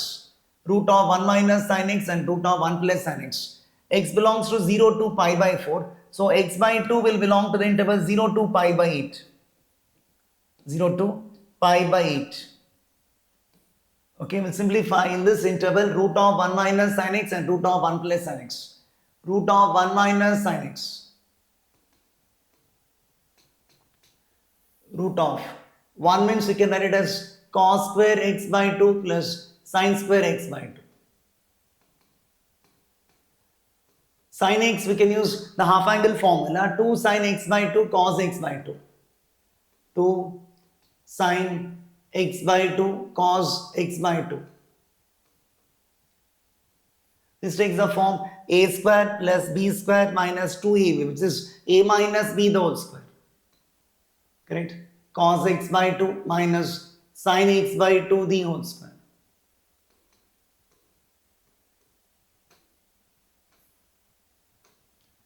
And square root of x square is mod x, strictly speaking. Root of x square is actually mod x. But in the interval 0 to pi by 8, x by 2 belongs to 0 to pi by 8. In this interval, cos values are bigger than sin value. Of course, in the interval 0 to pi by 4 itself, cos is bigger than sin. So here root of x square is actually mod x. Mod x will be equal to x if x is greater than or equal to 0, minus x if x is less than 0. Correct? So square root of cos x by 2 minus sin x by 2 whole square will be equal to cos x by 2 minus sin x by 2, because cos is bigger than sin in the interval 0 to pi by 4. 0 to pi by 8 also, cos is bigger than sin. So this quantity is going to be positive. Whenever you take square root answer, what you get is non-negative answer. So root of cos x by 2 minus sin x by 2 square is cos x by 2 minus sin x by 2. Now root of 1 plus sin x. Same way you can simplify root of 1 plus sin x. 1 could be written as cos square x by 2 plus sin square x by 2. Sin x is 2 sin x by 2 cos x by 2. We can complete the square. A square plus b square plus 2ab, which is a plus b the whole square is equal to root of cos x by 2 plus sin x by 2 the whole square.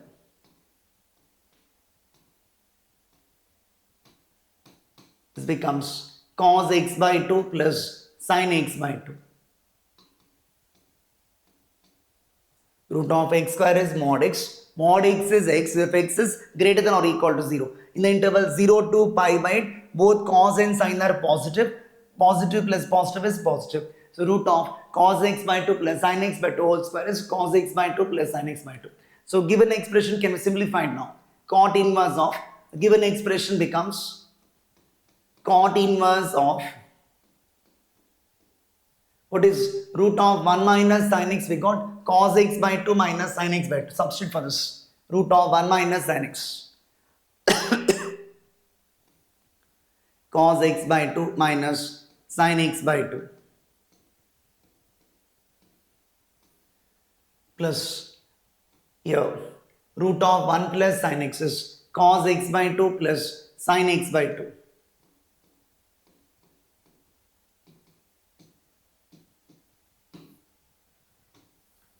Divided by denominator. Root of 1 minus sin x is cos x by 2 minus sin x by 2.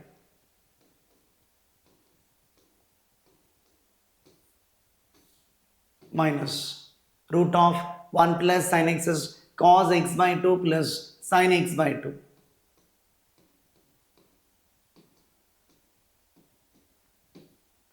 Simplify this. Here sin x by 2 is going to cancel. Here cos x by 2 will cancel. So what you get is cot inverse of cos x by 2 plus cos x by 2 is 2 cos x by 2. Minus sin x by 2 minus sin x by 2 is minus 2 sin x by 2.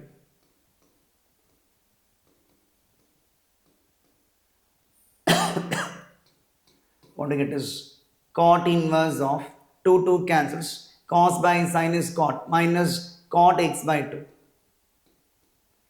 This becomes equal to cot inverse of minus cot inverse of minus x. You can write pi minus cot inverse x, or minus cot x by 2 could be written as cot of pi minus x by 2. Minus cot theta is cot of pi minus theta.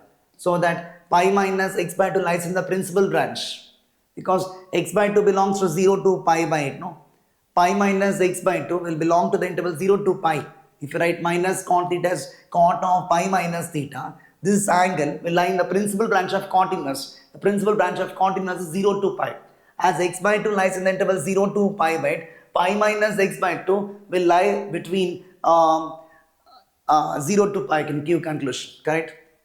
If you take a value, minus x by 2 will lie between minus pi by 8 and 0. So pi minus x by 2 will lie in the interval 0 to pi. So I can give the guarantee that it lies in the principal branch. So required answer is pi minus x by 2, which is option A.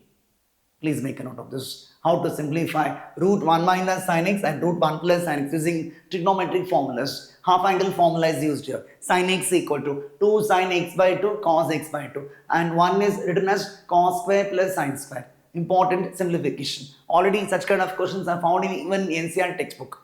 Correct?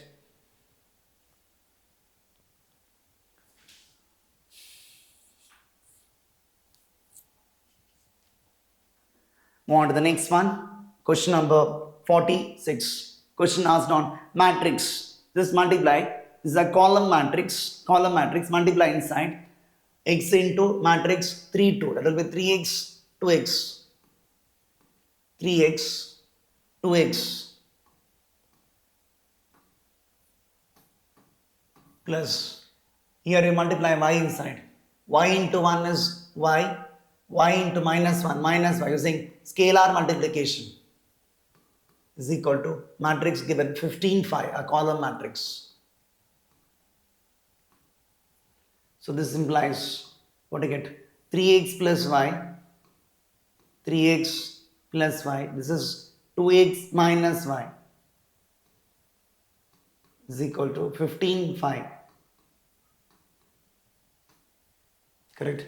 Add the corresponding elements. Equate the corresponding elements. Two matrices are said to be equal if the orders are same and the corresponding elements are equal. So 3x plus y equal to 15, equating the corresponding elements. 3x plus y is equal to 15. 2x minus y is equal to 5. Adding these two equations, what we get is 3x plus 2x. 5x is equal to 20. So x is equal to 4. Put x equal to 4 in the first equation, you get the value of y.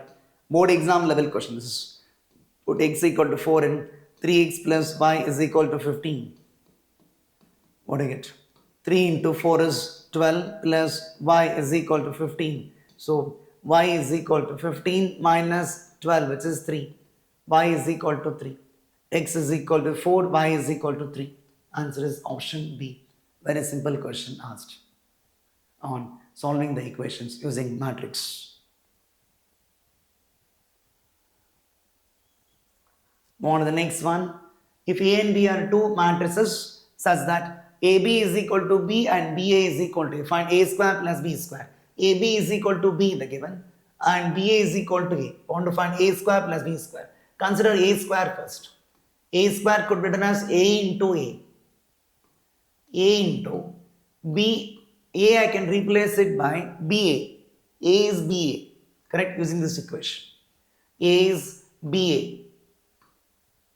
Using associative law, this becomes AB into A because of associative law. Matrix multiplication is associative. So using associative law, I can interchange the brackets. A into BA same as AB into A. But AB is equal to B using this. AB is equal to B. Because AB is equal to B. Here we use BA is equal to A. A is equal to BA is equal to A I used.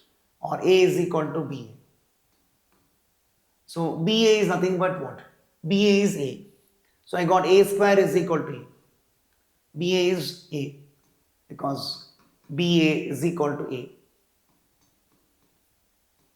Similarly, I can write B square as B into B. B square as B into B. B into, what is B?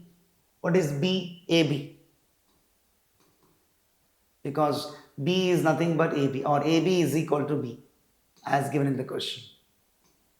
Interchange of brackets because of associative law. I can write this as BA into B because of associative law. Associative law. Correct? BA. What is BA? A. BA is A. Because BA is equal to A. AB is what? AB is equal to B. Because AB is equal to B. So what we proved? A square is equal to A. B square is equal to B. Therefore, A square plus B square is equal to A plus B.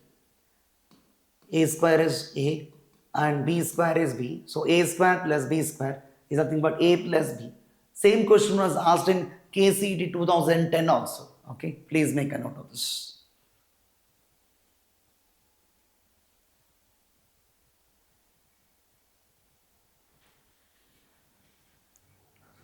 Move on to the next one.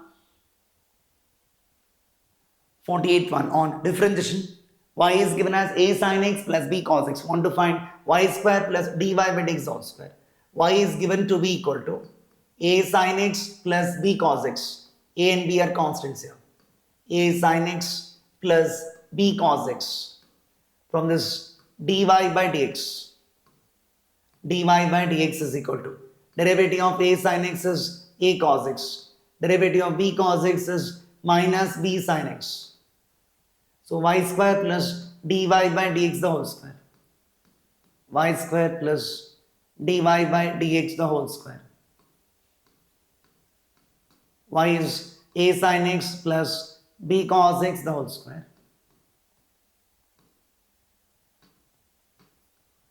Y is substitute.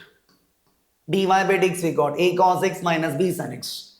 a cos x minus b sin x the whole square.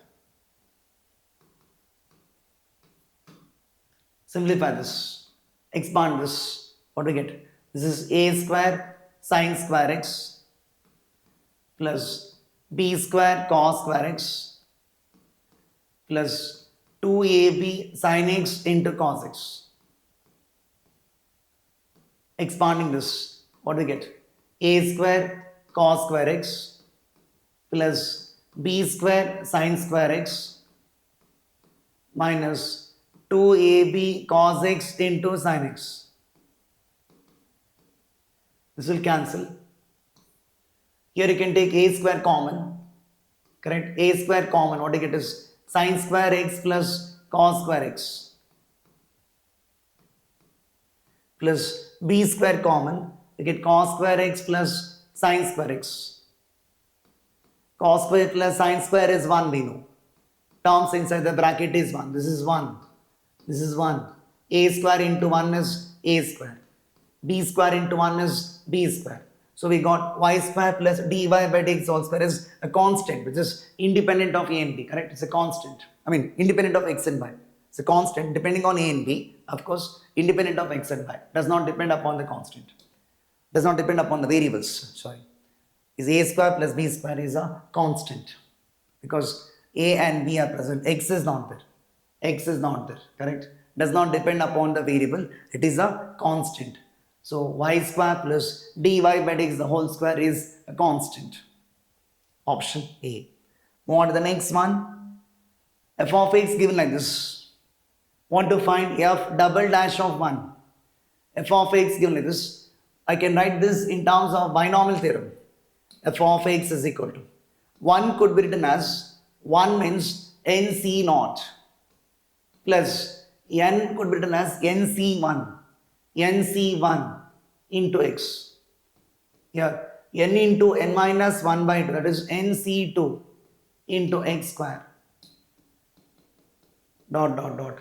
This is x power n, no? That is 1 into x power n. 1 could be written as ncn. ncn into x power n. This is nothing but the binomial expansion of 1 plus x whole power n. You must know this is the expansion of 1 plus x whole power n follows by binomial theorem. So we simplified the function f of x. Now I can differentiate 2 times and put x equal to 1. F dash of x is going to be equal to n into 1 plus x to the power n minus 1 into derivative of 1 plus x 1. F double dash of x. F double dash of x is n into n minus 1 into 1 plus x to the power n minus 2. Derivative of 1 plus x is 1. Want to find f double dash of 1. Put x equal to 1. F double dash of 1 is n into n minus 1 into 1 plus 1 is 2 power n minus 2.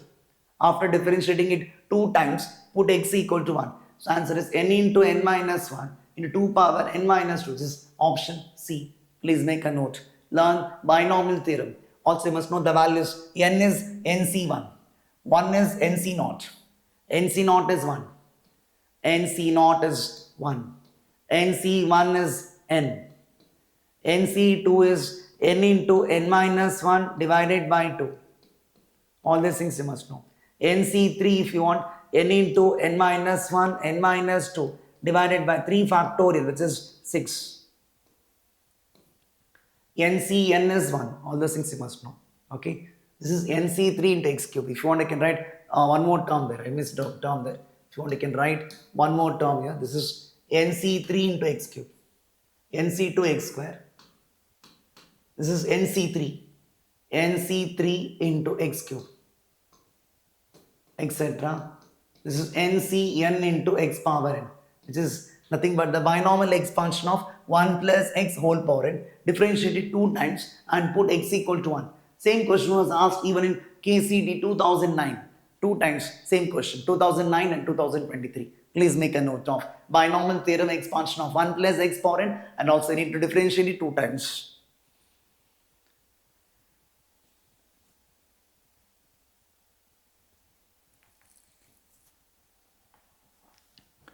Go on to the next one. Question number 50 on Matrix. Matrix A is given like this. AB is equal to I. Want to find B is equal to how much? AB is equal to I means you can write B as A inverse. AB is equal to I. Product of A and B is the identity matrix. Want to find B means you pre-multiply by A inverse on both sides.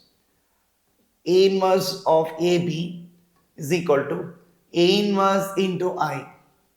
Using associative law, this becomes A inverse into A into B is equal to A inverse into I is A inverse. Correct? A inverse into I is A inverse into A is I into B is B. This becomes IB is equal to A inverse.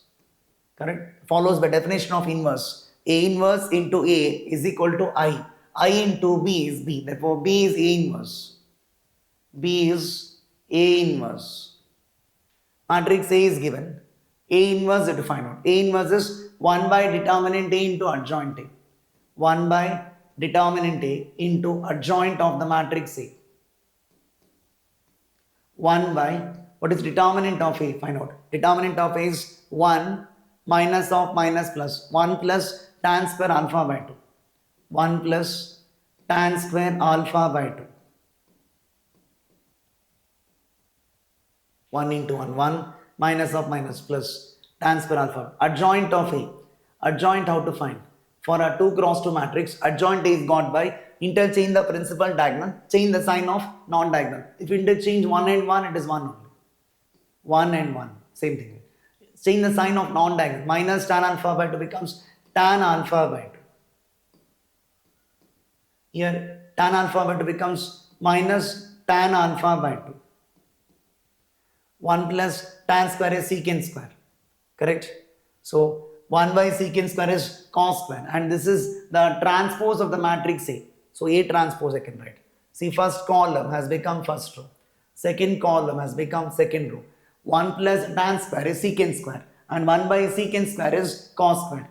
1 plus tan square alpha by 2 is secant square alpha by 2. 1 by secant square is going to be cos square alpha by 2. Cos square alpha by 2. This matrix is nothing but transpose of the matrix A, which is A transpose.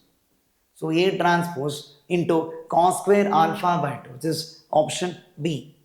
A transpose into cos square alpha by 2.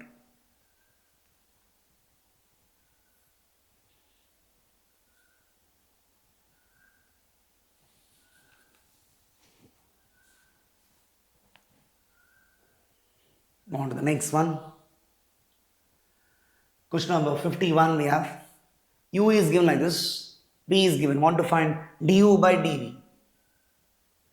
U is sin inverse of 2x by 1 plus x square, which is nothing but 2 tan inverse x. Follows from the inverse trigonometric function formula. Sin inverse of 2x by 1 plus x square is equal to 2 tan inverse x. Standard formula. V is given to be equal to tan inverse of 2x by 1 minus x square. Tan inverse of 2x divided by 1 minus x square. This is also 2 tan inverse x. From these two equations, I can conclude that u and v are equal. Correct? U is equal to v.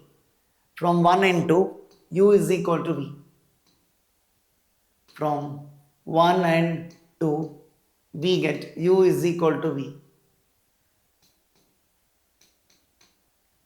So, du by dv, differentiate with respect to v. Du by dv, differentiate this with respect to v. Derivative of v with respect to v is 1. So, du by dv is 1.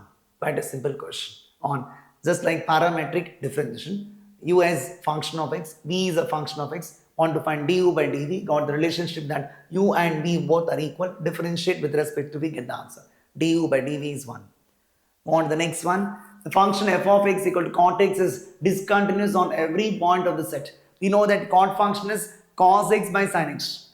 F of x is equal to cot x. Cot x is cos x divided by sin x. If denominator becomes 0, then the function is not defined. If the function is not defined, the function is discontinuous. Denominator becomes 0 means the function is not defined. When does denominator become 0? Sin x is 0. F of x is not defined. F of x is not defined implies sin x is equal to 0. Sin x equal to 0 means x is equal to n pi. X is equal to n pi, n belongs to z. So option B. Some people argue that even 2n pi is going to be subset of n pi. Correct? Even option C can also be right. Such kind of options should be avoided actually, but I have chosen the option as option B here, so which is more stronger. Sin x equal to 0 is possible for x equal to n pi. F of x is not defined means denominator equal to 0. Cot is cos by sin. Sin x 0 means the function is not defined. Function is not defined means the function becomes discontinuous, not continuous. So discontinuous on every point of the set where x is n pi, n belongs to z. Even 2n pi can be a subset of n pi. Even that is true, some argue, but more stronger answer is option B. Move on to the next one. The function f of x 1 by x plus 2. The point of discontinuity of this composite function y equal to f of x. Y is equal to f of x. F of x is defined as 1 by x plus 2. So f of x is 1 by x plus 2. Find out 1 by f of 1 by x plus 2. Find out f of x is 1 by x plus 2. Now I want to find f of 1 by x plus 2. In place of x I have to put 1 by x plus 2. Correct? So 1 by, in place of x, we put 1 by x plus 2. Plus 2. Take LCM, the denominator x plus 2. What we get is 1 into 1, 1 plus 2 times x plus 2. This goes to numerator. Denominator is denominator, goes to numerator. What we get is x plus 2 divided by 2x plus 2 into 2, 4. 4 plus 1 is 5. So this is a rational function. Rational function is not defined means denominator should be 0. Is not defined for 2x plus 5 equal to 0. This rational function is not defined for denominator equal to 0. 2x plus 5 equal to 0. That means x is equal to minus 5 by 2. Option B.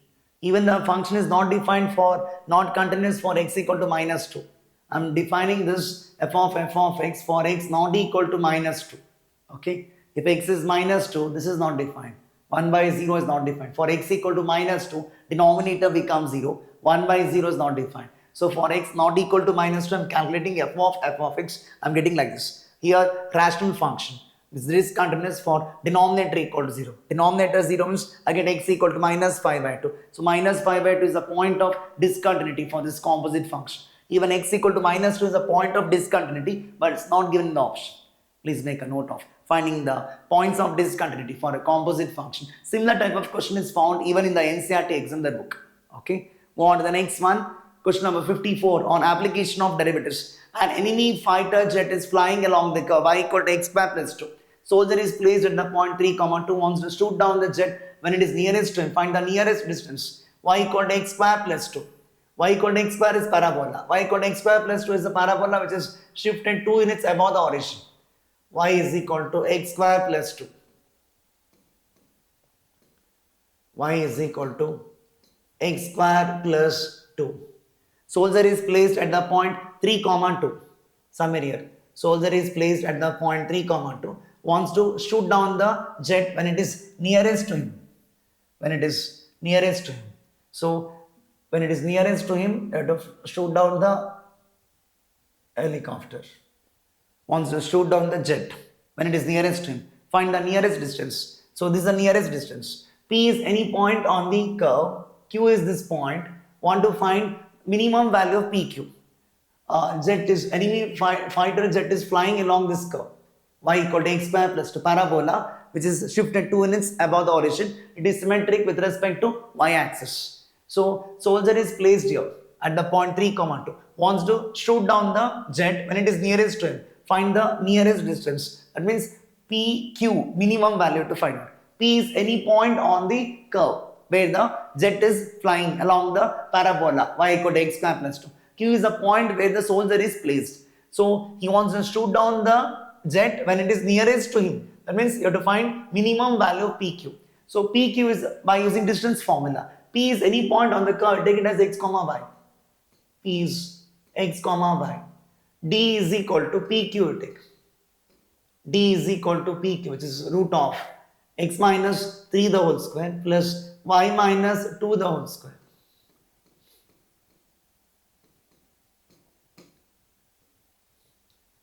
What is this? Root of x minus 3 the whole square and y minus 2 is nothing but x square. Y is x square plus 2. So y minus 2 is x square. So x square the whole square becomes x power 4. This is root of x minus 3 the whole square plus x square square is x power 4. This is d. So d square if I not. Squaring this. Squaring and then differentiating. That becomes easy. Because d is minimum if and only if d square is minimum. Call d square as z. Differentiate this with respect to x. dz by dx.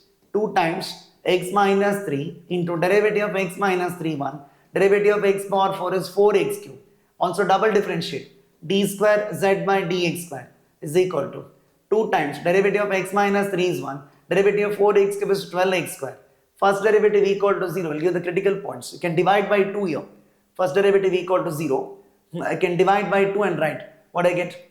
2x cube plus x minus 3 equal to 0. This is satisfied for x equal to 1, correct? Easily I can tell x equal to 1 satisfies. 2 into 1 cube, 2 plus 1, 3, 3 minus 3, 0. X equal to 1 satisfies this. X equal to 1 satisfies. When x equal to 1, second derivative is positive, correct? When x equal to 1, d square z by dx square, you can find out d square z by dx square. When x is equal to 1, it is going to be 2 plus 12 is equal to 14, which is positive. So when x equal to 1, second derivative is positive. First derivative is 0 for x equal to 1. So x equal to 1 is the point of minimum. Z is minimum implies d square is minimum. D square is minimum if and only if d is minimum. So d is minimum when x equal to 1. Therefore distance is minimum when x is equal to 1.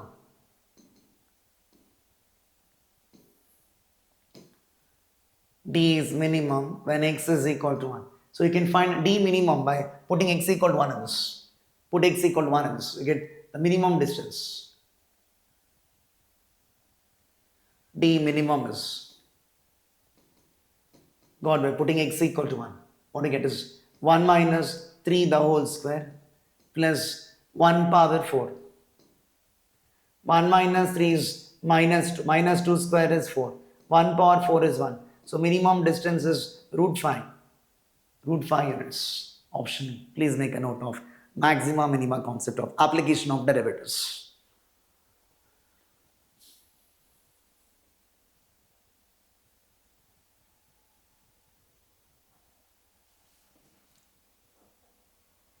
Next, question number 55 we have.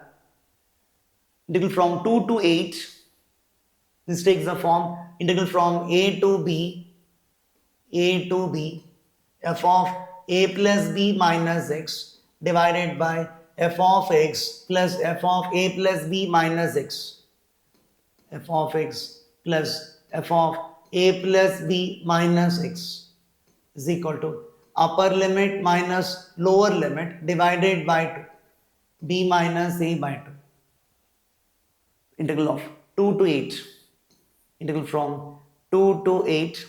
What we have is 5 to the power root of 10 minus x divided by 5 power root x plus 5 power root of 10 minus x. My f of x is 5 power root x. F of x is 5 power root x. F of x is 5 to the power root x. So lower limit is 2, upper limit is 8. 2 plus 8 is 10. So if you find out f of a plus b minus x, f of a plus b minus x, 2 plus 8 is 10. 10 minus x. F of 10 minus x is 5 to the power root of 10 minus x. Correct? This is f of x and this is f of a plus b minus x. 5 power root of 10 minus x. Answer is upper limit minus lower limit divided by 2. 8 minus 2 divided by 2. 6 by 2 which is equal to 3. Option A is the answer.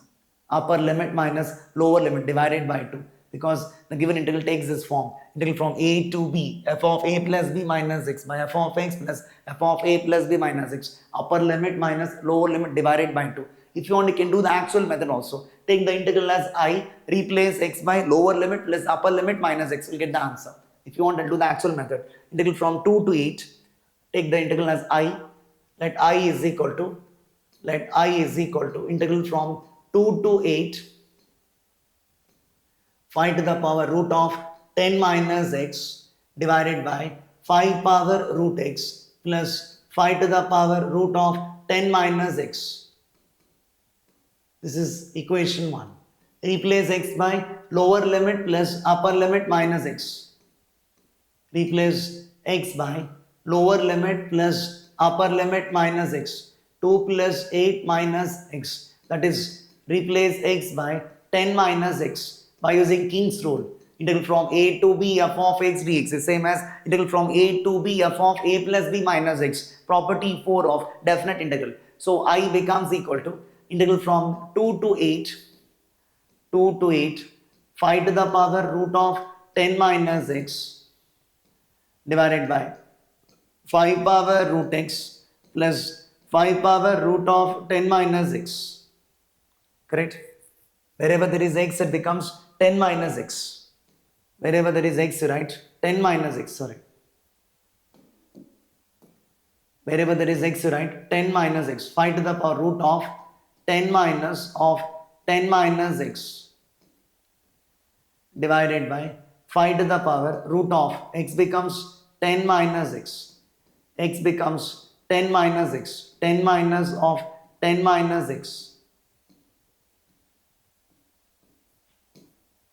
So what we get? This is equal to integral from 2 to 8, 5 to the power root of 10 minus 10 0 minus x divided by 5 to the power root of 10 minus x plus 5 to the power root of 10 minus 10 0 minus of minus x plus x.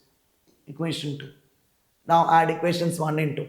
Equation 1 plus equation 2 implies, what do you get? 2I is equal to integral from 2 to 8, denominator is same, 5 power root x plus 5 power root of 10 minus x. If denominator is same, you can add the numerators.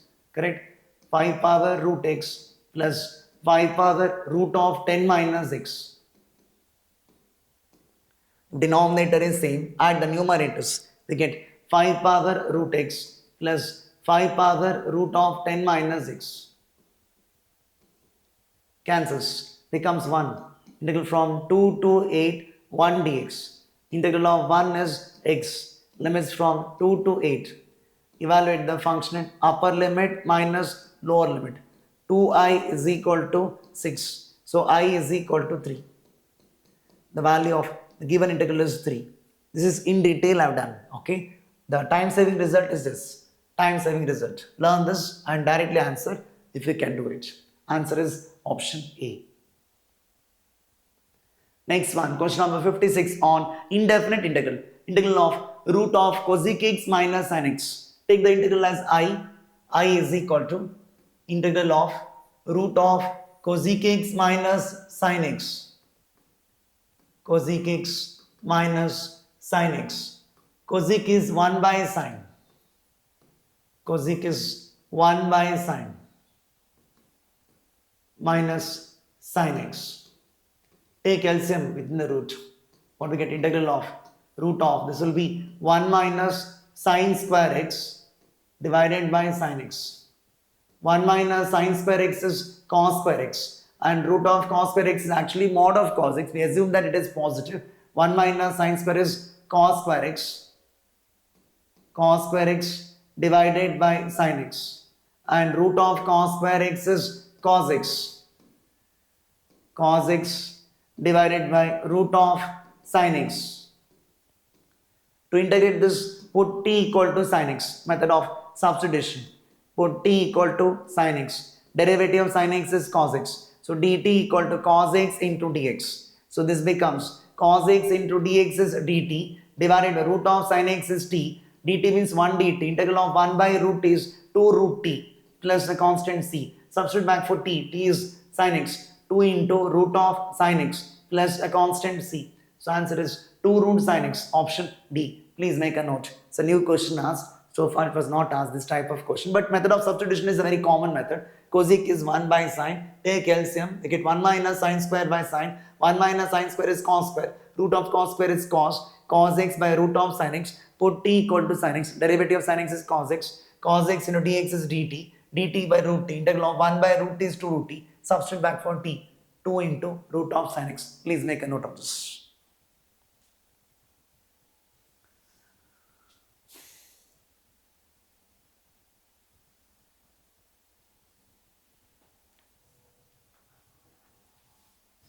Next one, question number 57 we have on derivatives. F of x and g of x are two functions such that with g of x given as x minus 1 by x, g of x is given as x minus 1 by x, and f of g of x, that is f of g of x, f convolution g of x given, f convolution g of x is given as x cube minus 1 by x cube. F of g of x, I can substitute. G of x is x minus 1 by x is equal to x cube minus 1 by x cube. I can express this in terms of x minus 1 by x, starting from a minus b whole cube formula, starting from x minus 1 by x the whole cube. What is x minus 1 by x the whole cube is equal to x cube minus 1 by x cube minus 3 into x into 1 by x into x minus 1 by x. So what do you get? This is x cube minus 1 by x cube. Here x cancels. What do you get? 3 into x minus 1 by x. Correct? X will cancel. X cube minus 1 by x cube minus 3 times x minus 1 by x. So what is x cube minus 1 by x cube from this? From this, x cube minus 1 by x cube is x minus 1 by x the whole cube plus 3 times x minus 1 by x. So x cube minus 1 by x cube is x minus 1 by x the whole cube, x minus 1 by x the whole cube plus 3 times x minus 1 by x. Correct? From this, I'll get x minus 1 by x the whole cube, x minus 1 by x the whole cube plus 3 times x minus 1 by x is going to be equal to what? X cube minus 1 by x cube. That is what I substitute.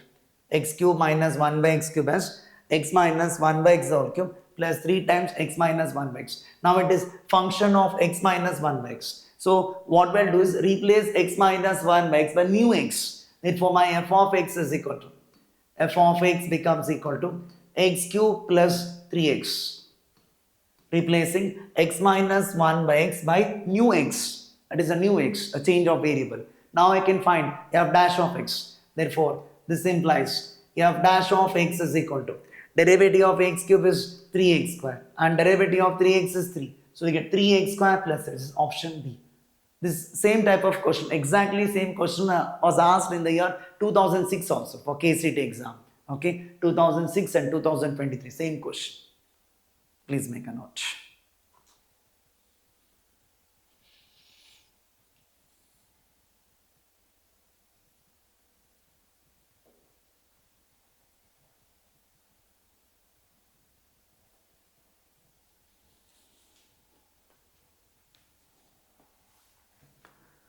On to the next one, question number 58. A circular plate on application of derivatives of radius 5 cm is heated due to expansion. Its radius increases at the rate of radius circular plate. The problem is on circle. So radius is increasing at the rate of 0.05 dr by dt. dr by dt is equal to 0.05 centimeter per second. dr by dt is given. Radius is increasing at the rate of. Find the rate which area is increasing. dA by dt is equal to how much? dA by dt is equal to how much? When the radius is 5.2 centimeter. Problem is on circle. So start with area of circle. Area of circle is pi r square. Differentiate with respect to time. differentiating with respect to time, we get dA by dt. Differentiating with respect to time,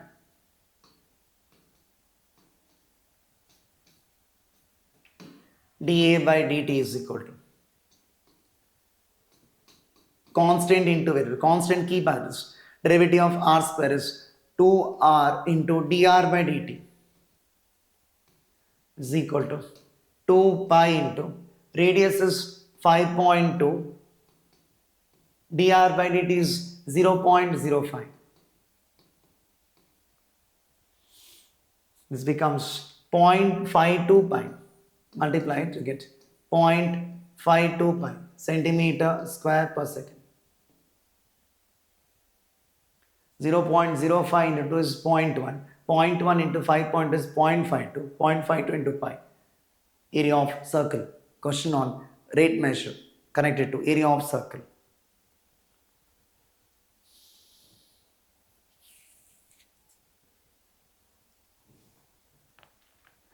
Question number 59. The distance s in meters traveled by the particle in time t seconds is given by this. Want to find the acceleration when the particle comes to rest. So displacement as a function of time is given. S is equal to 2t cube divided by 3. 2t cube divided by 3 minus 18t plus 5 by 3. Differentiate this with respect to time. ds by dt we get. ds by dt is equal to 2 by 3 into derivative of t cube is 3t square. Differentiating with respect to t. Derivative of 18t is 18 into 1. Derivative of constant is 0. 3 cancels. We get 2t square minus 18. Want to find the acceleration of the particle when the particle comes to rest. Find the acceleration when the particle comes to rest. Particle comes to rest means velocity becomes 0. Velocity is the first derivative. Displacement is given. First derivative gives velocity. 2t square minus 18 equal to 0. So we get t square is equal to 9. T square is 9 means t is equal to 3. So particle comes to rest when time t equal to 0. So find double derivative from this. d square s by dt square. Double differentiate. Derivative of 2t square is 4t and derivative of 18 is 0. When t equal to 3, find out second derivative. d square s by dt square. When t is equal to 3, how much? 4 into 3 is equal to 12. So acceleration is 12 meters square per second. Acceleration is 12 meters square per second is missing here. Option D is the answer.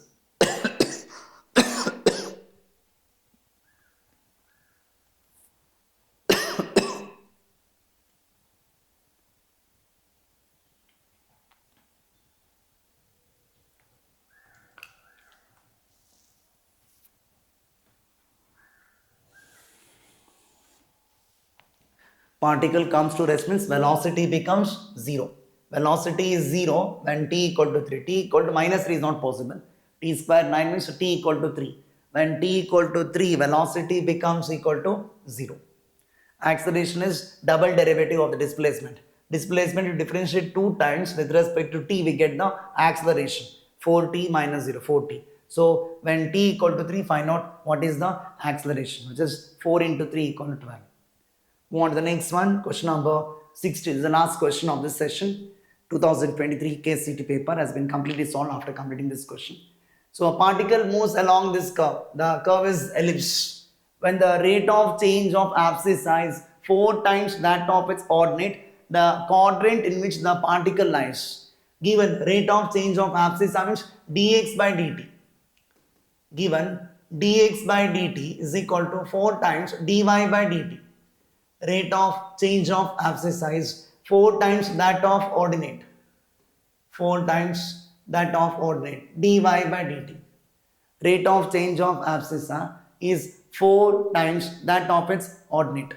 That is what they given. dx by dt is rate of change of abscissa 4 times that of ordinate. Ordinate increasing is dy by dt. So to find the points on this curve satisfying this condition. Given the equation of ellipse, also we have the equation of ellipse. x square by 16 plus y square by 4 equal to 1. Differentiate this with respect to time and use this equation 1. Differentiating this with respect to t. This is 1 by 16 into x square. 1 by 16 into x square plus 1 by 4 into y square is equal to 1. Differentiate with respect to time. Differentiating with respect to time.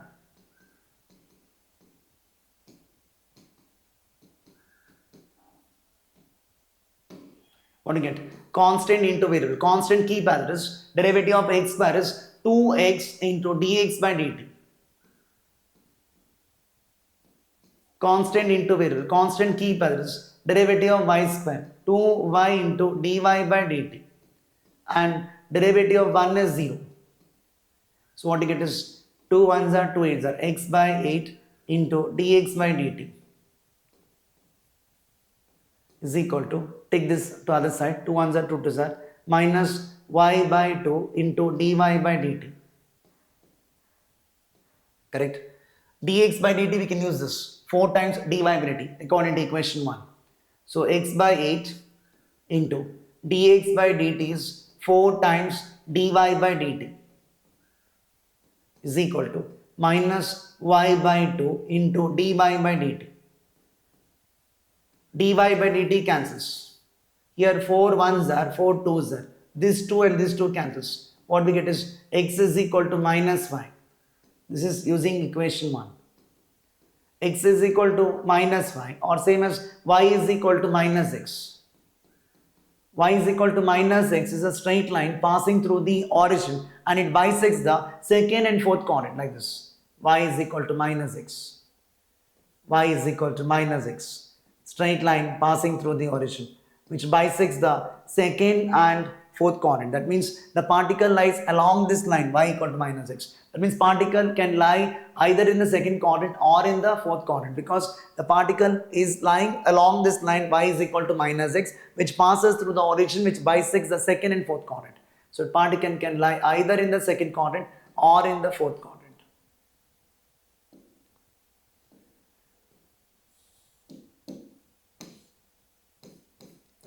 Answer is option C.